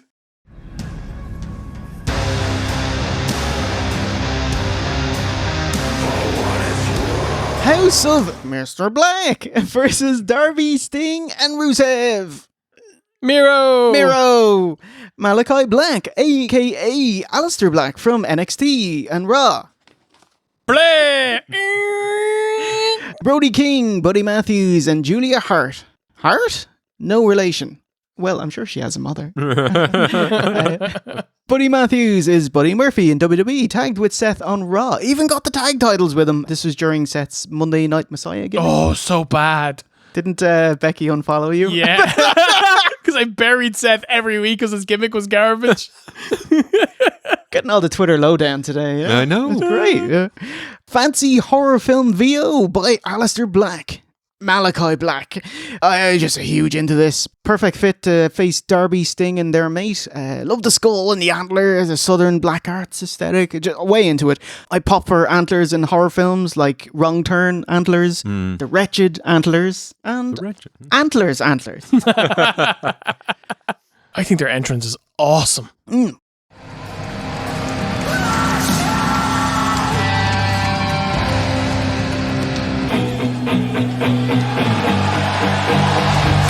Sting is 10-0 in AEW. Just like in his TNA run, dude does not job. Best of luck, House of Black. Code Red, back away, not today, sexy Darby. Sit Darby on the top rope like a child on his dad's knee. Chop. Sting's waiting for that hot tag. Buddy smartly Pearl Harbor Sting, but not Rusev. Who would expect it? But the last thing he'd expect is Pearl Harbor 20 seconds from now. And he gets him. Not much heat for this bout. Crowd wake up and stand up for Sting wanting to fight Malachi. Locking eyes with Malachi Black. That's who he wants. He wants the leader. Oh, Scorpion here, Scorpion. Scorpion Deathlock, and Black bleeds around his eye. Very cool visual. Yeah, it really looks awesome. Sorry about the pun, mate. Leg grapevine knee lock, but Black is pulled off Sting by his carny hair. Scorpion death drop, coffin drop, boo! That's it! No! OTT stunner leaves everyone out of the ring, save Sting and Malachi. The Black Mist to Mr. Black. Malachi schwabs, but Darby applies a last supper pin and gets the 3 in 12 minutes. 1, 2, 3! Wow! That was it! Suddenly. I thought there was some fast-paced wrestling action, but this is like the third trios match on this card. I'm a big fan of Sting. I'm a big fan of Darby Allin. Miro could be amazing if he actually did something. I know loads of people don't like spooky gimmicks in wrestling, but I love it. I'm all for like wrestling bollocks, you know, evil voodoo men and things like that. Wasn't great, but I really do like everyone who was in this match. I thought, the best part of the match was the promo, the House of Black promo at the start. Oh my God, before the match starts. Yeah, the match wasn't great, which I just want to see Darby do crazy shit, and he didn't really do that much. Yeah. Obviously, on the flip side, I don't want him to injure himself. So, there's that. He had a safe match, which was nice. I did quite like the ending with Sting spitting the misty stuff into Black's face. That was cool. Yeah, otherwise didn't need to be on the card. Oh man, he must should have been on TV. Yeah, he must have watched our Girls Gone Wild review because we spliced a bit of Tajiri spraying the black mist into Nydia's face. That's how she got blinded. Yeah, good man, Steve. Watching, he's a Christian man. What are you doing watching the Girls Gone Wild special? Post-match, Malachi hugs the lads and take a beer. As in saying goodbye, he was granted his conditional release from AEW afterwards. Who? Malachi Black, leader of the House of Black. He's gone. Now it's the House of Buddy. But what a shit name! If you're going to be in some kind of like evil cult gimmick, and it's like Buddy, it's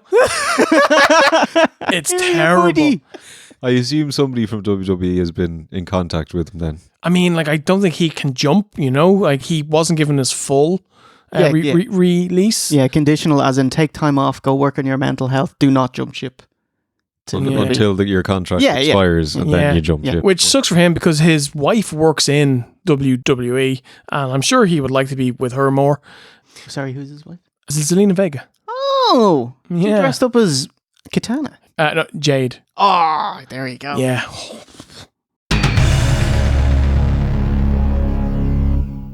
Yeah, forgettable match between some really strong gimmicks. I like a lot of people here. But the match is blah. Sting didn't do his big splash from above spot.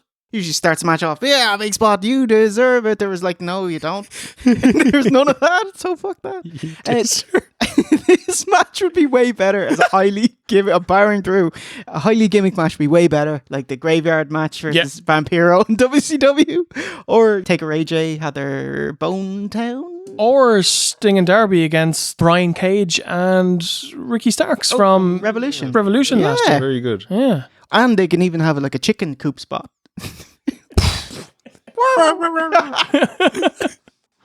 14 matches down, 1 match left because it's time for your main event.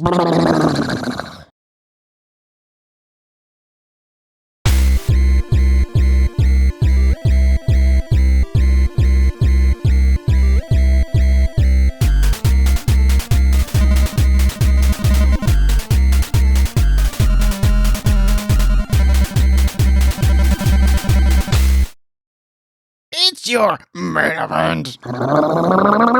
AEW champion Jon Moxley versus CM Punk. Now, Punk debuted in AEW on the second ever Rampage, The First Dance, hungry to work with the young guys, challenging Darby Allin to a match at All Out, his first AEW bout. Tonight is the 1-year anniversary of Punk wrestling in AEW. How's it been? Pretty good, actually. Punk is don't want to say megastar. It's not like he's Austin or Rock, but he feels like a big deal in AEW. All his promo work has been fantastic. Most of his matches have been excellent as well. It's a shame that he got hurt when he won the title. He came out on Dynamite 3 days following week, jumped into the crowd, cracked his foot off the barricade, shattered his foot, and completely bollocksed his run, which really sucks. And then, when he came back, he had that promo where he came out and did this weird kind of shoot where he told Hangman Page that he had to say he was sorry for what he said. Sorry I didn't say it earlier. Now on to the important things. That's not cowboy shit, that's coward shit. A little bit of advice, and I suggest you take. The apology must be as loud and as public as the disrespect. At the time, it felt weird, but at the same time, because Adam Page was so cold, people were now talking about him, so I thought it was a net positive, because it kind of made me want their match. But, obviously things have come to light since then, and that net positive is long, long gone now. But yeah, overall, Punk has been brilliant. Like Punk, the professional wrestler. The end of the pay-per-view. He's been awesome. And I think his year run has been fantastic. That's the name I want to hear chanted. His name is Jon Moxley.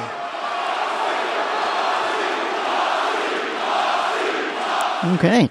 Mox's journey September last year, he took a break from AEW to deal with his alcoholism. Man, it was right before his book was going to launch, and returned looking way healthier in January.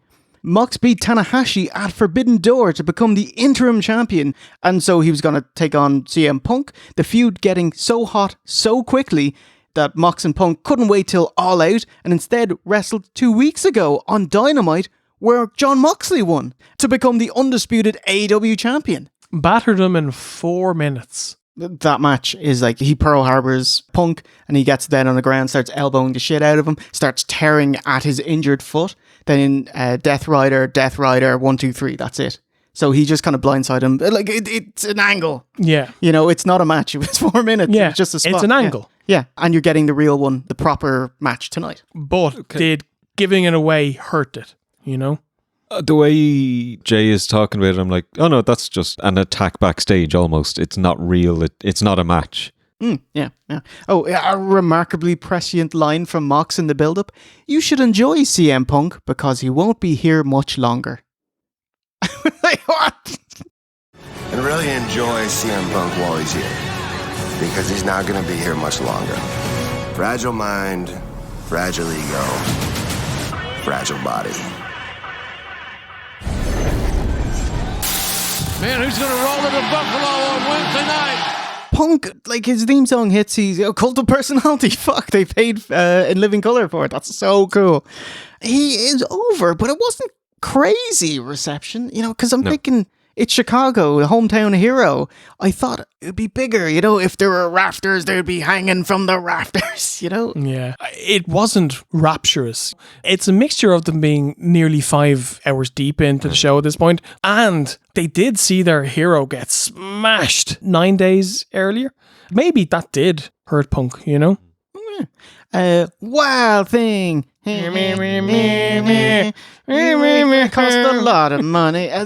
What a weird song. Terrible. Awful choice. I also agree. I'm guessing you never saw the one episode of Dynamite where he came out to the 1960s version with the fucking pan flute solo. Which is even slower. And when it gets to the solo, you can see Mox just going, what the fuck is this? Tony Khan going, yeah, baby, the trugs. Hilarious. I assume, though, that Mox picked this song, no? No, I don't. Yeah. The reason for it is that Onita used the barbed wire deathmatch dude that he's trying to emulate. We watched the Exploding Deathmatch. So that's what he was going for. 30 years ago, it might have worked. It doesn't work now. It doesn't suit his character. No. Fucking cut of the song. It's what his wife should come out to. Renee Young, she should have this song. Yeah. And I've no doubt Jon Moxley loves driving from city to city, blasting that in his car. But his character on TV is not that. No. Reminds me of Randy Orton. Yeah. Do you remember he loves Killswitch Engage? So he asked WWE, hey, can this be my new theme song? And so he comes out and it's CM Punk's song, This Fire Burns. And he comes out to it and he does his pose and everyone going, that's terrible, they get rid of it.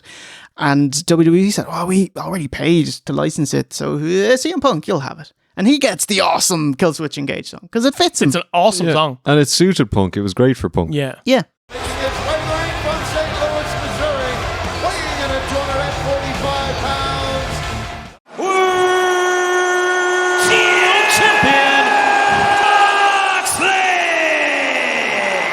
White Tux Justin Roberts. Dave Penzer's it.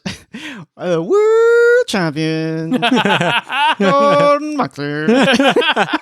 Did you notice though old Justin didn't have we didn't see him once the whole, did we? I don't remember seeing him the whole pay-per-view. I don't think so. I know he was on the up and up, but I'm thinking he's going back down and down. Yeah, he's gone to the mid-card announcer now, Crowd is torn at Moxley, who's way over and respected, but he's going against the injured hometown hero. And referee is Paul Turner, who mesmer stares holding the belt. He's like, do you know Pinky and the Brain? Do you know the Brain? That's side by side. Mind games. Mox flips the bird and does Punk's Indian sit. His pipe bomb sitting. Amazing. Rock a CM Punk and Let's Go Mox chants. GTS! Successful! 1, 2. Wow. Okay, Jesus. excellent spot playing off that quick match where Mox battered and beat Punk. So if you didn't do that angle, you couldn't have done this. Lads Dudley boys it, schmozzing into the crowd. And I was like, oh, get the fuck back, lads. Yeah. What's this? They take it easy on the outside and soak it in as the pro Mox fans get louder. Yes. Punk's got a gusher, giving half his face a crimson mask. That glorious pro wrestling violence. Did you notice that as Punk was brawling around on the outside, kind of grabbing his left arm a lot? He injured his elbow with the tope. It's like 5-7 minutes in. It's, oh no, new injury. God damn it. And it looks like he needs tricep surgery on it as well. It's like, oh my God. Mox batters Punk. The match is more an unsporting brawl, which is unexpected, but also feels more personal and spiteful, unique to this pay-per-view. Now the Let's Go Moxley chant starts off, and that has to be joined in with the CM Punk chants. It's Mox's fans are louder. Anaconda Vice, but Mox bites the head to escape. Oh yeah. Punk's Macho Man elbow still is horrendous as always. He fumble falls into it. Oh. It's so weird. Like, he's a great pro wrestler, but he's a garbage athlete. It's so weird. But he makes it work, you know? I've always looked at him and Jericho in a similar way, a little bit sloppy. It's not crisp. But I just want to make the point about Mox. I love how he moves around the ring. His walk animation. Hulking. Yeah, it's so casual, effortless. It looks lazy, but everything he does is so smooth. I think it's my favorite gait or whatever you want to call it of a wrestler. It's just magnificent. Punk, he injured his foot. I'll let him away with it this time. Row armbar. Yeah! Get in! Successful, but Mox quickly rolls in and swabs over and reverses. Kurt ankle lock. Big roundhouse by Punk.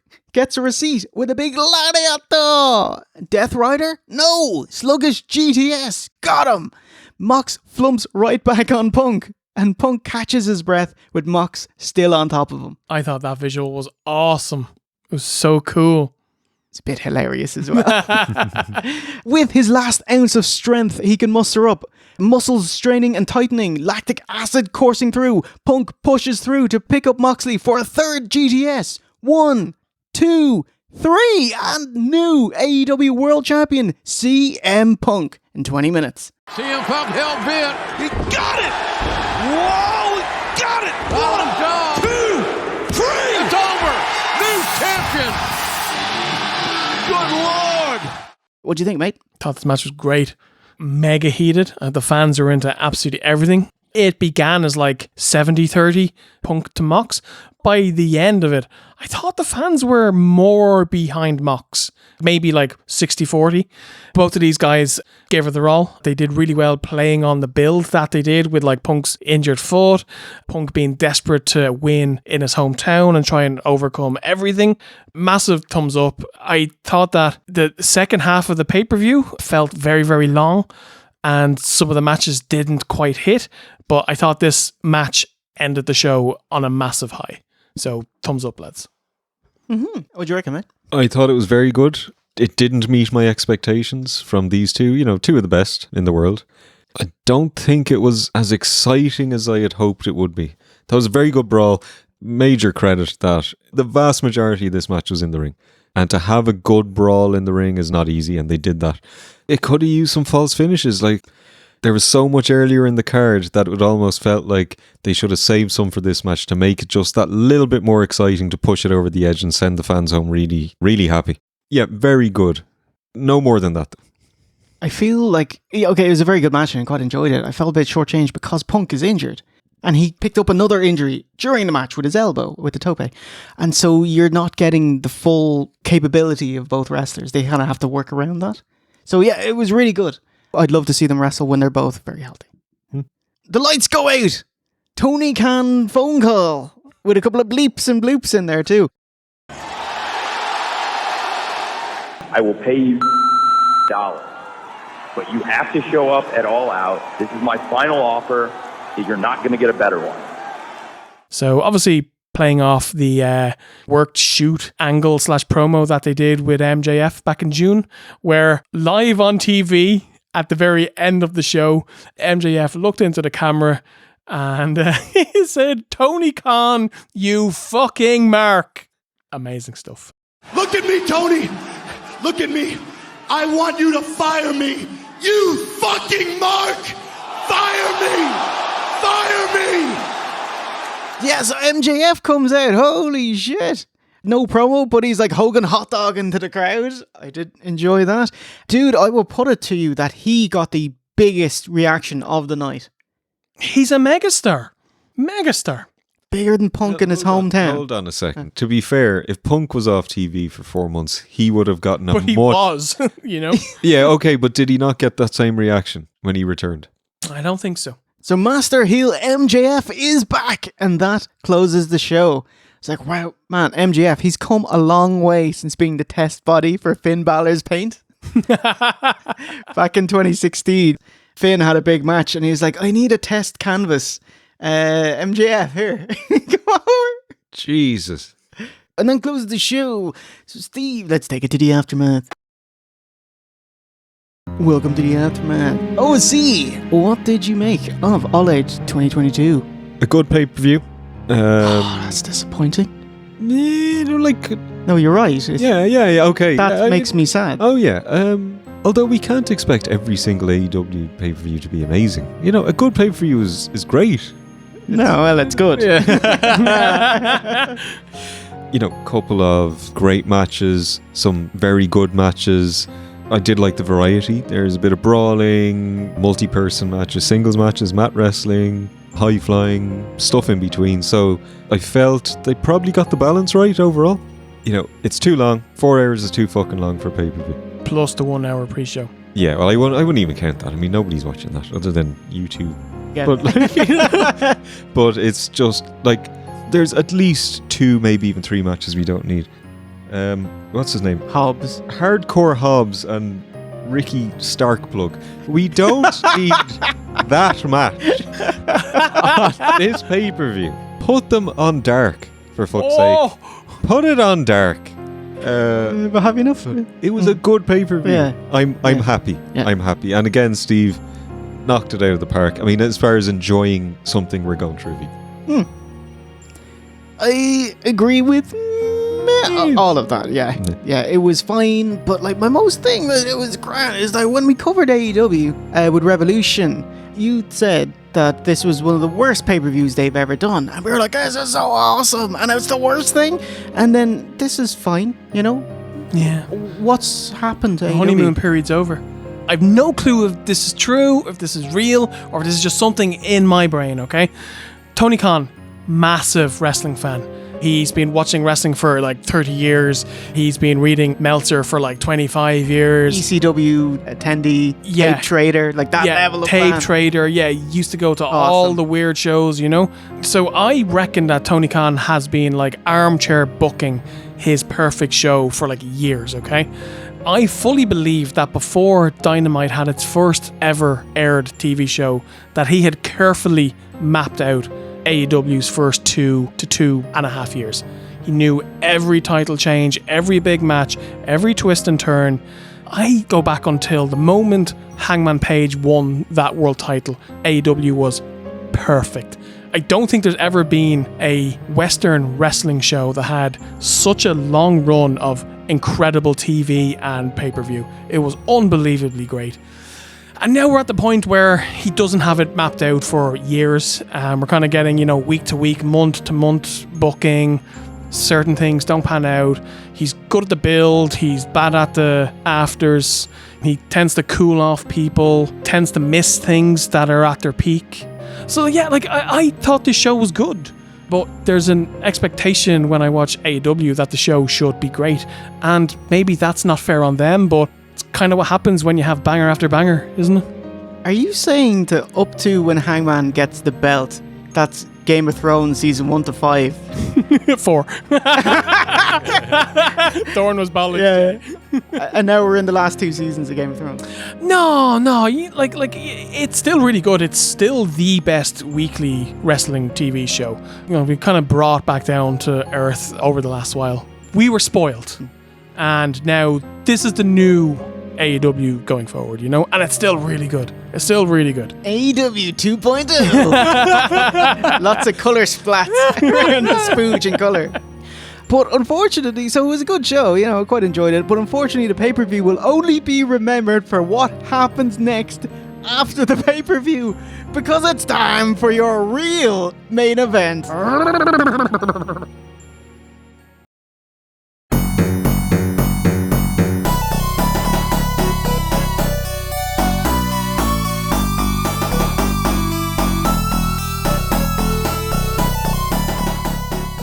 Show of hands, who here fancies themselves as a journalist? The real main event!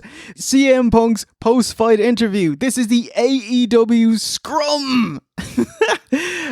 Before we go through it, I'll just give you an overarching summary of what this is in the post-pay-per-view Scrum that AEW usually do. Actually, this time is a bit more tight, because usually they just let the lads talk as long as they want. This one, it was like you each have 10 minutes and Punk gets 20 or something, and that's it, you know? So it's bing bang boom in an hour. What happened here? Punk torpedoes his AEW career by publicly insulting his co-workers, and afterwards we had a fight with some of them, a shoot fight, and everyone got suspended. It's absolutely fucked. And this is why you chose this, I'm gathering. Yeah. Okay, so you fancy yourself a journalist. Would you say you're friends with Scott Colton? Punk immediately goes off on Colt Cabana, saying Punk wanted to take him to the top, but he didn't want Punk at the top. Which sounds like a huge lie. I don't understand how that would even work. Nick Housen of Wrestling Inc. asked him about the rumor about Colt, which is Colt was moved onto the ROH roster, and is that Punk's doing? He says he hasn't been friends with Colt since 2014, and Colt shares his bank account with his ma. What, Punk's ma? No. Colt shares his bank account with his mother. His own ma? Yeah, his own ma. Yeah. Otherwise, that'd be really weird. Punk's ma! That'd be fucking weird. CM Goldman here. His stepdad. It's slanderous, almost. It is, and it's bullying, and we don't know the ins and the outs of their relationship. But you have an argument with your friend. You don't spread, and he said this and he said that. And no, keep it amongst your fucking selves. The lab assistant pregnant never sees the kid. Yeah, either it's not true and you're a lying asshole, or it is true and you're an asshole for saying it and telling everyone. Yeah. You know, you're kicking down at someone who's less well off than you. Like, I literally can't think of a positive spin to put on this. Punk's so angry about it, like later on when Tony talks about something else, he'll just stop him and go back to this, please. If you're wondering, it's just a history about like Colt Cabana and Punk. They used to be mates, great mates. They're both from Chicago, and started training together and all that. CM Punk on top of the world in 2011. He fell out with WWE in 2014. Really horrible split where WWE ended up serving him his fired papers on his wedding day. Anyway, and that was earlier in the year, and then November 2014, he goes on his mate's podcast, Colt Cabana, The Art of Wrestling, is really popular, really big.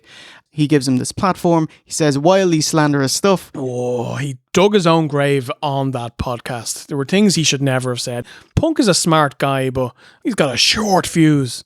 Should have put that South Park disclaimer at the start of the podcast. But WWE responded with, Dr. Aman from WWE, all right, let's just sue you for slander. And guess what? Doesn't matter if it's true or not, but we have way deeper pockets than you. We're a multi-billion-dollar company and you're a wrestler. We are going to drain your bank account. So initially, Punk and Colt, Punk said, listen, whatever the fees are, I'll pay them. But then we're talking WWE are dragging them out. And so $500,000 later, it's like, let's go our separate ways, So Punk said, I'm not paying your fees anymore. And then there's a bit of NDAs and you don't really hear about it. It's but a he said, she said. But anyway, WWE won in the end that these guys are no longer friends. The best friends for 20 years, they hate each other now. Yeah. And they're suing each other. It's really sad. So they won. Yeah, it's sad. Did WWE then sue Punk and Cabana, or what happened with that court case? Punk won in the end. But I think we all just pay for our legal services. He didn't get to recoup all the money. Yeah. And then Colt sued Punk for the legal fees because Punk said that he would take care of him. And he said that's why he didn't drop out of all of this. But then when the cost got too high, Punk pulled out. So Cole sued, and then Punk countersued. And it got real messy real quickly. And the evil company won. Yeah. I asked for mediation. It was denied. I offered him money. He said it was not enough. He went ahead with the lawsuit and sued. It's his fucking funeral. I don't care. He shares a bank account with his mother that tells you all you need to know about what kind of character that is. Question, Punk, in this scrum, why is his voice like nails? Yeah, I think there was something up with the audio. There's a separate video by Denise Salcedo, from Fightful. It's just from a different angle, but the audio is so much nicer. Who's the boss now? I have every receipt. I have every invoice. I have every email. My brother is the director of Family Guy. You could look up his name. He also shares a bank account with my mother.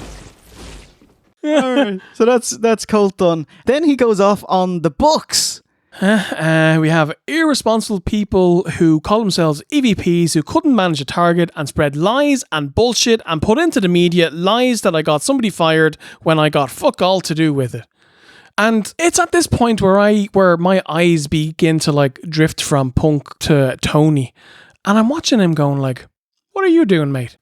And there are times where Punk is going on a tirade about his EVPs, the people he's chosen to run the day-to-day business of this company. And he's nodding along in agreement. What are you doing? You know what? More importantly, what are you not doing here, Tony? He lets him go on for 18 more minutes. This is only 2 minutes in. I'm thinking it's we'll just play it off as a work. And he hasn't named names yet. They could be talking about Triple H and EVP, He's not going to stand up and say, "Shut up, Phil." He fucking should have. Do you know what I mean? He fucking should have. Well, he's going to dress down the world champion in front of the world. No, not dress, or just say, "Sorry, we're not taking any more questions on this. You can ask about the match." Just basically not let him finish. This is a guy, we've all been there. And we've been that person ourselves. You go out and you have 10 beers. Oh, I've gone out and buried you, so. But you're out, you've had 10 beers, and you have an argument with your friend. And instead of just going, actually, sorry about that, it continues and it gets bigger and bigger and bigger for hours and hours and hours until it's out of control. Right? Punk obviously doesn't drink, but he's had a long match. The adrenaline's pumping. And he's hurt and everything. And he knows he's got a fresh injury. And it's just, he feels horrendous, but he's fucking pumped, so he's just going for it as if he's had 10 beers, and he's just no, if somebody was trying to hold him back, like you were saying, Tony Khan should have stopped him. He would be like, no, give me that microphone. But it was absolutely ridiculous, and I assume he woke up the next morning and said, oh no. Maybe he didn't. I get the impression he's someone who doubles down. Yeah. He's so set in what he thinks and what he believes and what he thinks is right that it's more important to be correct than to do what's right. Okay. I just thought he came off horrible here. Horrible. And if y'all are at fault, fuck you. If you're not, I apologize. But what did I ever do in this world to deserve an empty-headed fucking dumb fuck like Hangman Adam Page to go out on national television and fucking go into business for himself? And then he moves on to Hangman, calling him... Do you have the quote? What did I ever do in this world to deserve an empty-headed fucking dumb fuck like Adam Page go out on television, go into business for himself? Dave, what did I ever do? Fucking the Meltzer. I was don't bring me into this. So all of this spans from the go-home show before Revolution where Punk beat Hangman Page to win the belt, okay? Mm-hmm.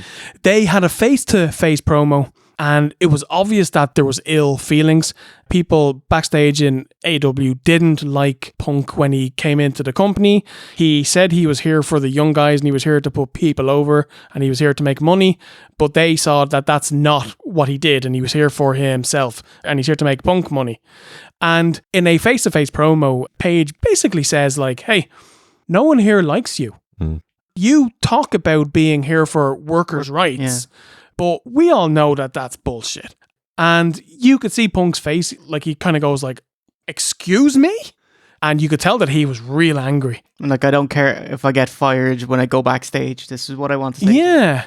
But then Punk got hurt, blah, blah, blah.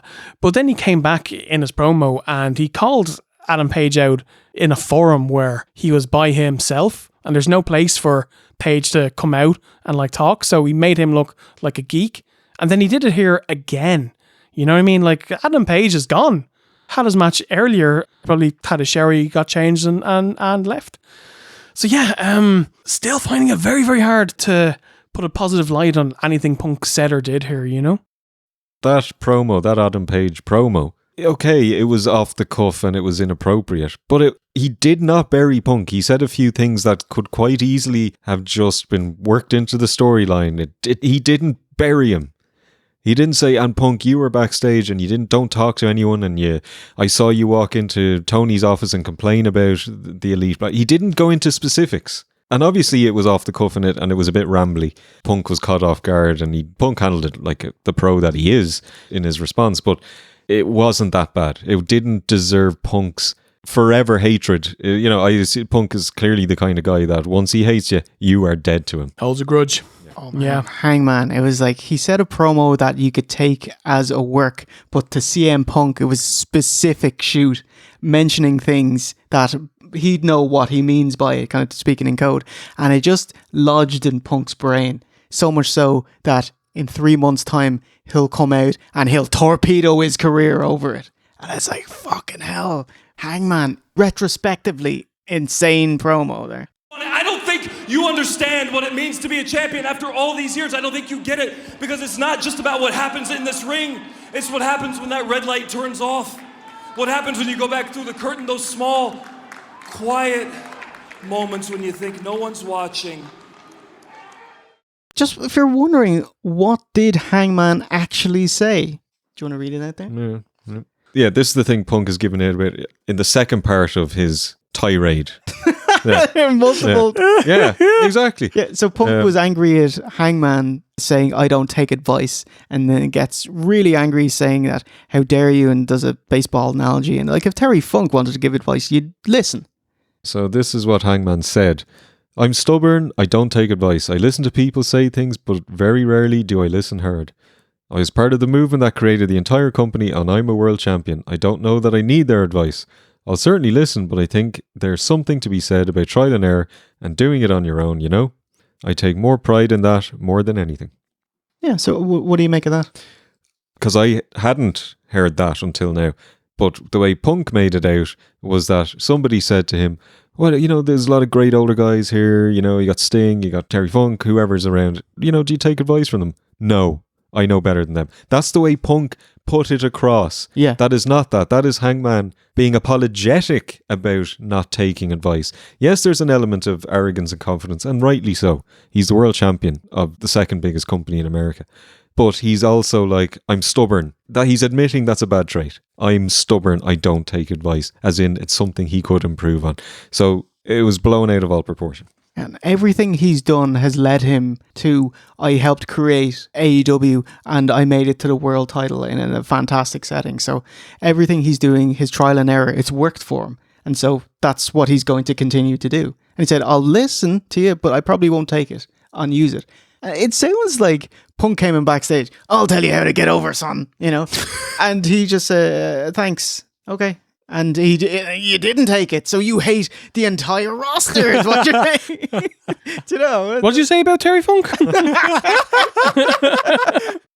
What's your question, Nick? First of all, you're always very nice to me, and thank you. But yeah, just watching Tony Khan's facials during all of this, it's hilarious. Like, just when Punk goes, fucking go fuck yourself, he's like, reel it back in with some kayfabe. How come your injured foot didn't come into play? He says, I'm wearing Danhausen's boots, so it's a reverse curse. I like that. That was good. Punk tells MJF the grass isn't greener on the other side, it's greener where you water it. giving him advice on going to WWE. I like that, by the way. I thought that was a nice turn of phrase. Yeah, it's good. By the way, he keeps eating cupcakes throughout and just jumping into the mic. Is he a bushwhacker? What's happening? Mindy's Bakery. Do you remember Partridge with the Toblerone? He was like, learn.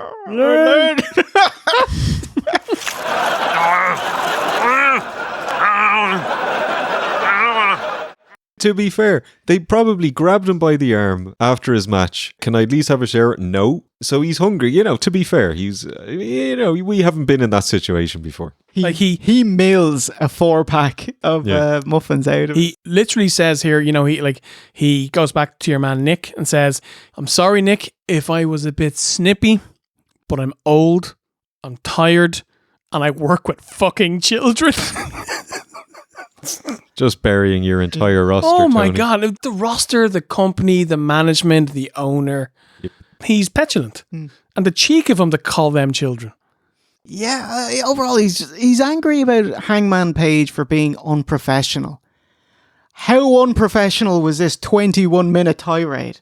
Like, you just called him an empty-headed fucking dumb fuck and named them by name. Then you took shots at the EVP, calling them incompetent. Yeah. This is the height of unprofessionalism. Jesus. He is an amazing, CM Punk, an amazing pro wrestling personality, great worker, great talent, charisma up the wazoo. Must be a nightmare to work with. Yeah. There's the promo that Triple H cut on Punk on SmackDown years ago.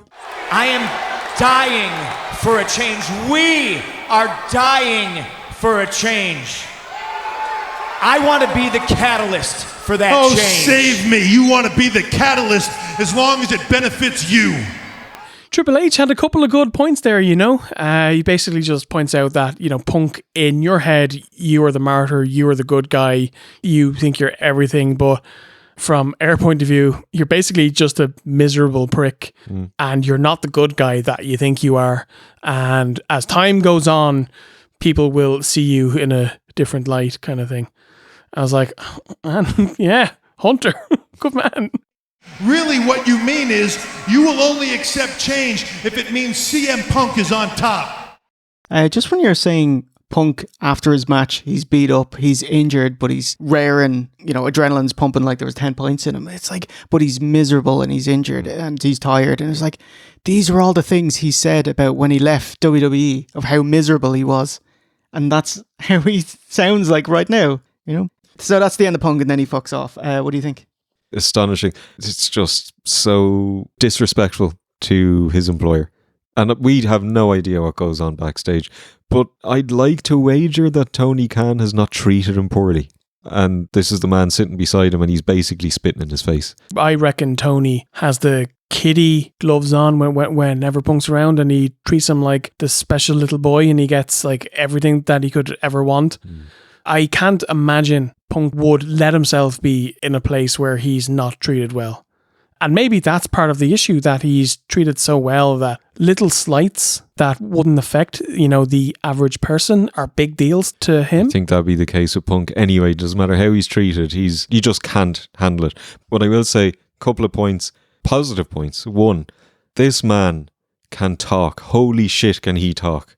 It's captivating. When he was talking for 25 minutes? He's about to use that exact word, yeah. Oh my God. I was hanging on every word. It's the most OSW thing ever. Bury him for a half an hour and then go, he was brilliant. He was. I mean, it's the best promo I've ever heard in my life.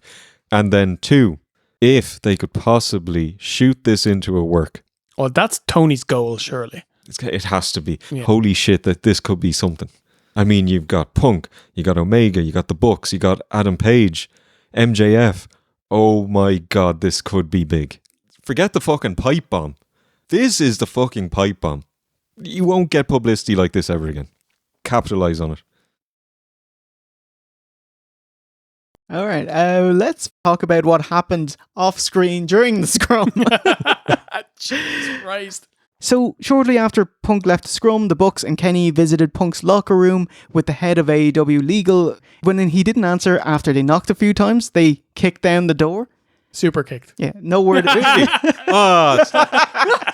would have loved that. Slapping their thighs as well as they're doing it, So the fight had Omega and Bucks on one side and Punk and Ace Steel on the other. It is quite he said, she said, but there's nobody disputing these next few things. Punk punched Matt Jackson. Ace Steel threw a chair and punched Nick, giving him a black eye. And he also pulled Kenny Omega's hair and bit him. Now, here's where the disagreement about the recollection happens. The Bucks say Punk threw the first punch, while Punk says the Bucks were the aggressors and they were defending themselves.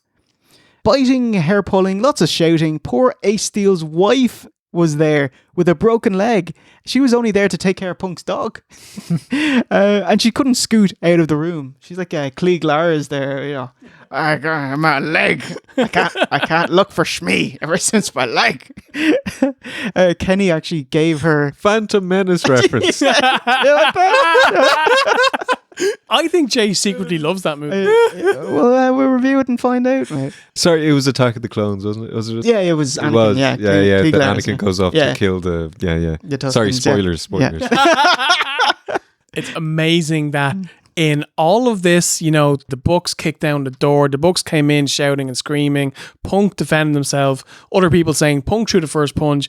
Ace Steel threw a chair and bit someone. The only news that's come out about Kenny was that Kenny came in to save Larry. Larry the sheepdog. And Kenny Omega is coming out of this sounding like an honest-to-God decent lad. Oh, by the way, MJF was in the room. That's right, yeah. What was he doing? I imagine most of the people had like left early, and MJF and Punk and Mox were, you know, like the kind of last people there. So yeah. Man, he's probably thinking, oh, Tony, you are gonna need me.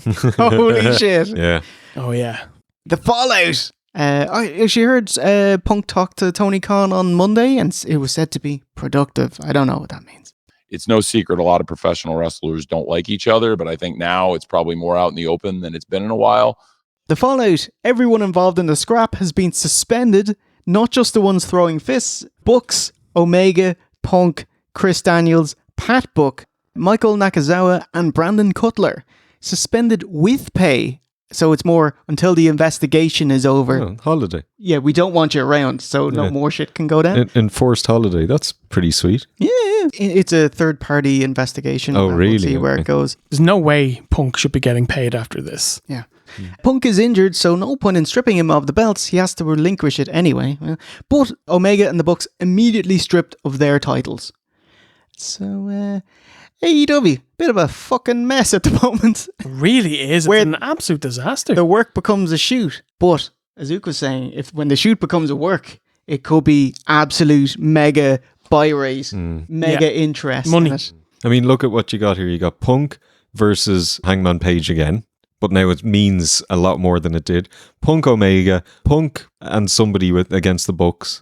Ace Steel. Yeah. Then you've got obviously Punk and a MJF. chair match. Yeah. Punk and Colt. Larry on a pole. Tony. Should have just taken a head on like I did with Blake and Forbes recently. We're all learning here, Tony. It's okay. Thanks. Thank you, guys. This is from Mindy's Bakery, by the way. It's a great place in Chicago. If you like pastries and baked goods, I suggest you go there. They're closed on Mondays and Tuesdays, though.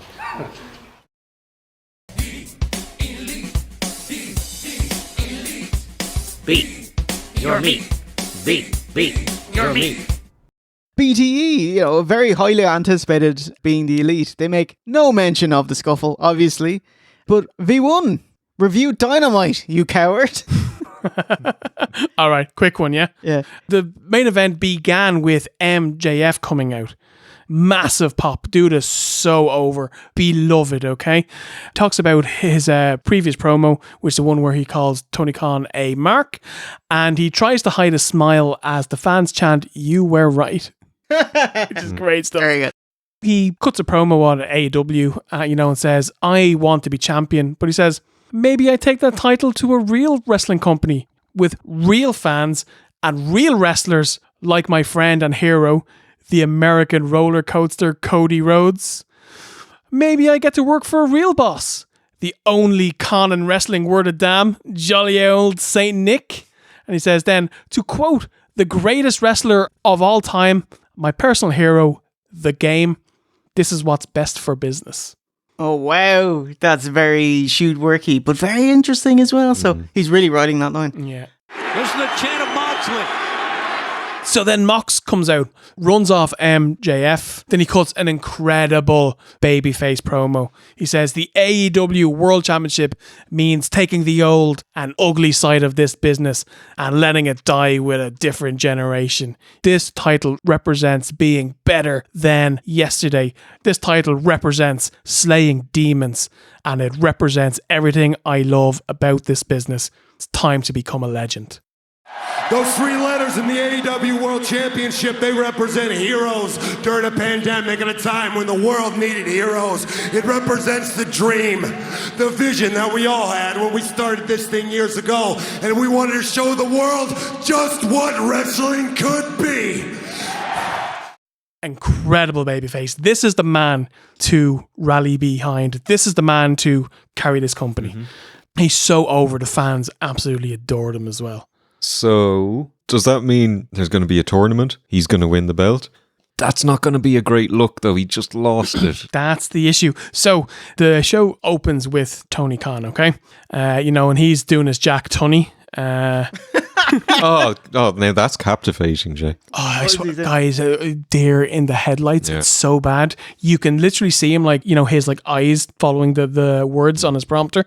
Oh, by the way, as soon as he appears, the fans boo. He says, the AEW World Championship and the AEW Trios World titles have been vacated. The fans actually cheer. Then he says that there is going to be a tournament that begins tonight, all of the way up until AEW Grand Slam at the end of September in Arthur Ashe Stadium, to which the fans also boo. Maybe it's because they wanted to have the new world champion found out now. You know what I mean? And we just had a tournament. And we... There's been 14 tournaments since the AEW began. Do you need that Eric Bischoff TNA ranking system? Just have Nigel every week. We just have some lovely girls, with the washer and dryer next to it showing you. Oh my God. Just to mention that Mox, Jericho and Bryan held a locker room meeting earlier that day, rallying the troops. And of course, Mox, he was supposed to take time off, but he's no, I got to stay here and right the ship. Good man. Yeah. Awesome, dude. Next up, for the AEW Trios World Championships, it's Death Triangle versus Best Friends. And this match was awesome again. I don't think AEW can put on a 6-man match and it not be awesome. Penta and Phoenix do 7 Cero Miedos. I usually count it every week. Loads of moves, loads of spots, barely any selling. Doesn't matter because the fans love it.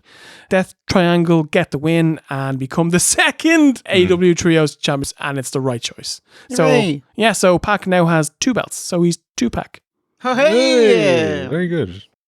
Tony Storm! AEW Women's Champion Tony Storm taking on the returning Penelope Ford, and she came back after about a year off, last week, and she had a decent match, and she looks good.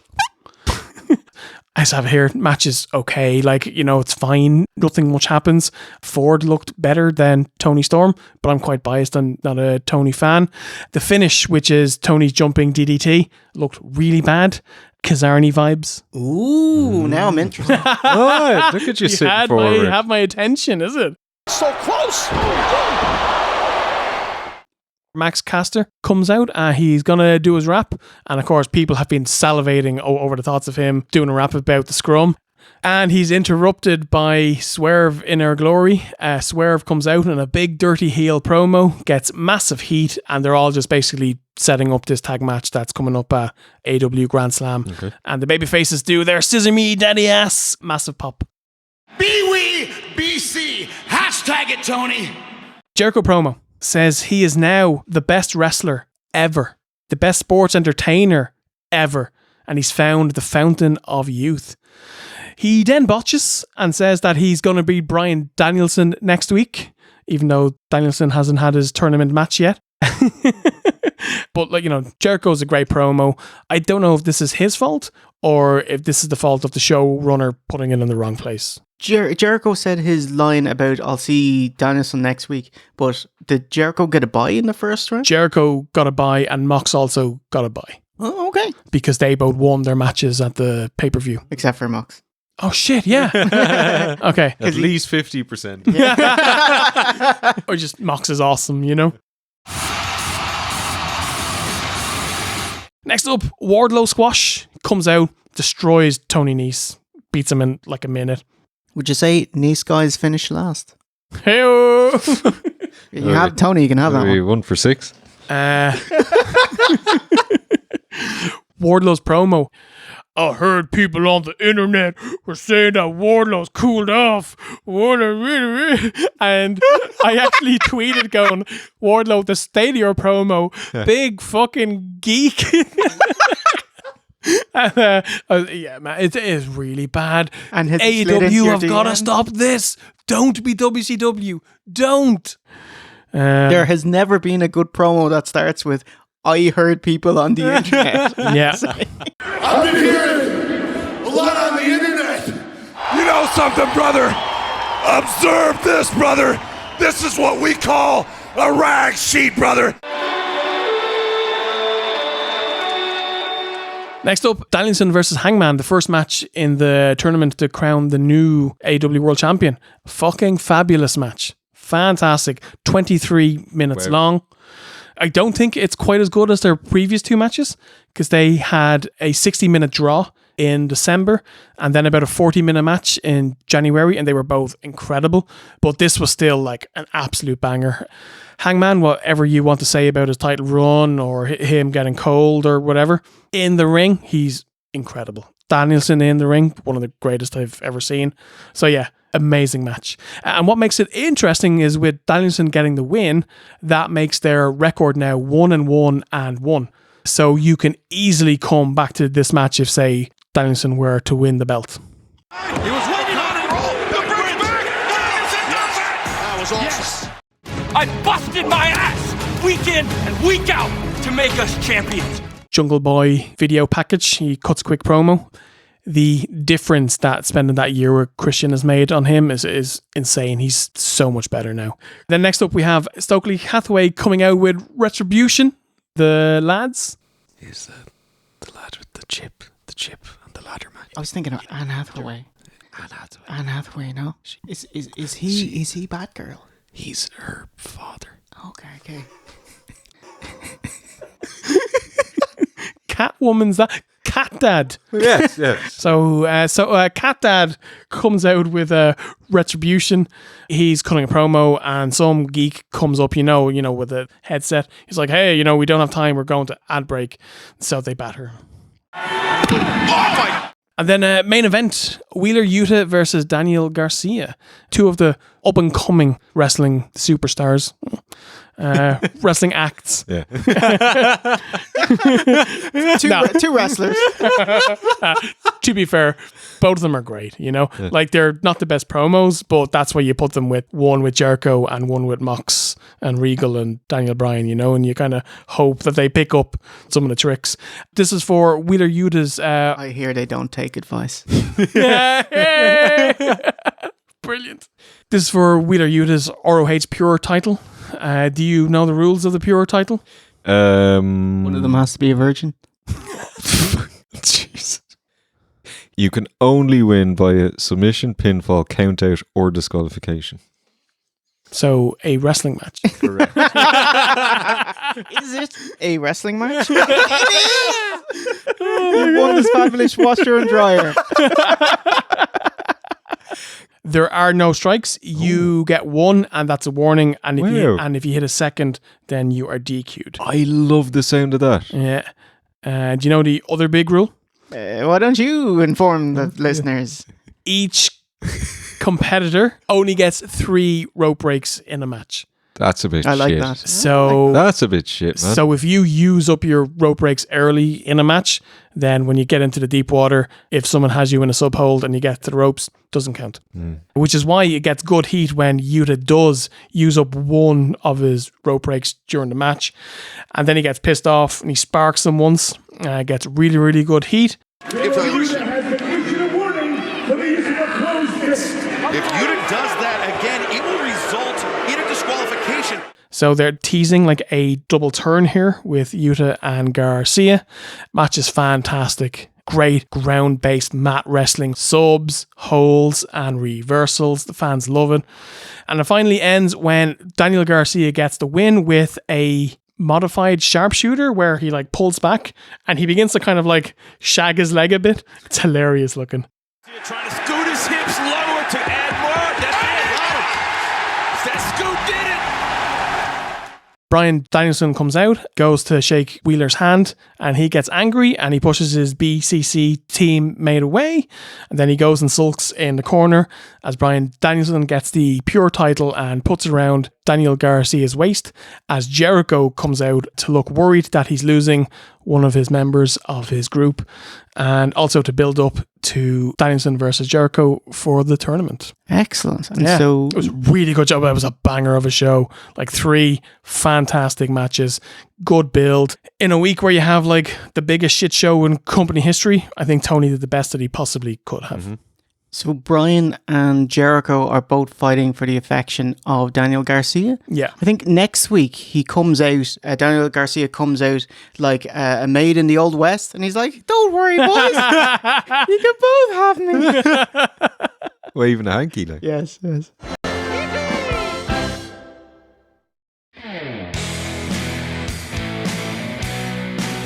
Steve, in our Revolution 2021 review, you said that in your opinion, Jon Moxley is the best wrestler in the world. Where do you fall on this now? I still love him. I said it back when the Shield broke up. He is the guy, the one guy I can see in WWE that could be the guy. And I hope he doesn't go back to WWE, but if he did, I think he is, like, as you say, Roman's great and all that, but this guy's on a different level. He's got everything. He's phenomenal. He's great in the ring, has some great matches, but mostly very good matches. Amazing on the mic. Amazing charisma. More charisma than anyone else. Not the likes of Jericho and Punk, but the new breed of wrestler. He's fantastic. I think we're going to look back in 10 years and say, I think that was a bit of a missed opportunity. He could have done more. What about your man, Amazing Red? With Dean Martin there? Well, we got... Yeah, hold on. Known crooner. Yeah, what's his name? Dante. You did close enough, Yeah, actually. yeah. That was close. If you had asked me what his name was... Dean Martin. Yeah, Dante Fire is here. Yeah. I wouldn't have got that close to the name, Jake. Yeah. Dean Martin, yes. He's got it all and a bit more, but let's give him more than 2 minutes on a pay-per-view. Okay. Yeah. Ask me again next off-season, Jake. Okay. But now, one-winged, no! Dante! Omega Standard!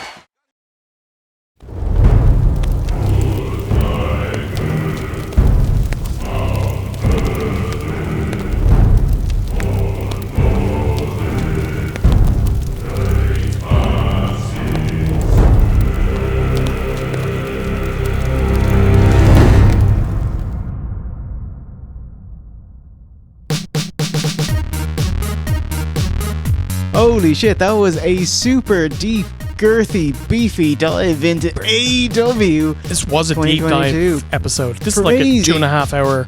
Don't say that. I haven't edited it yet. You don't know. You don't know. Hour 15. So AEW All Out 2022 is on the books. In the pocket. Out of sight. Ooh, how'd you think that one went? You enjoy that one? Loads of fun. Great crack. Do you feel enriched? Embiggened. Cromulent.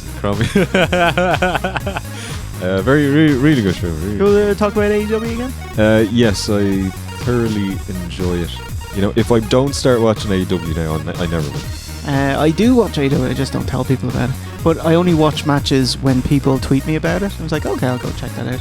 And usually in 2021, whenever we did the last one, I was watching it regularly, but then it's not as great as it used to be. So I was like, I started missing them, and I just watch Blood and Guts or whatever when it comes out.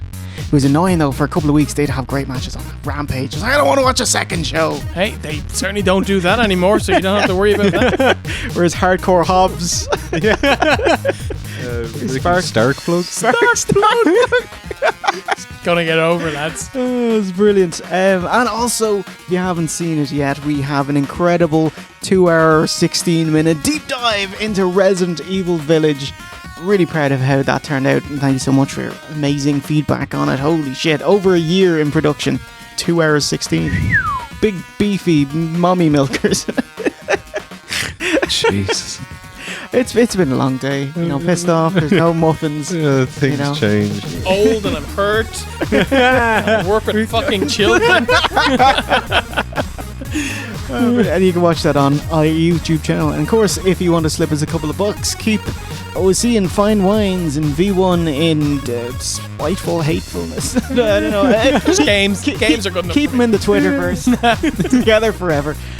You can slip us a couple of bucks and also watch some exclusive videos and all that good stuff at NuggerU, the OSWReview.com. And give us money. That's it. So it's a goodbye from V1, like a boo, OSE, and G Hunter. And remember, a winner is you.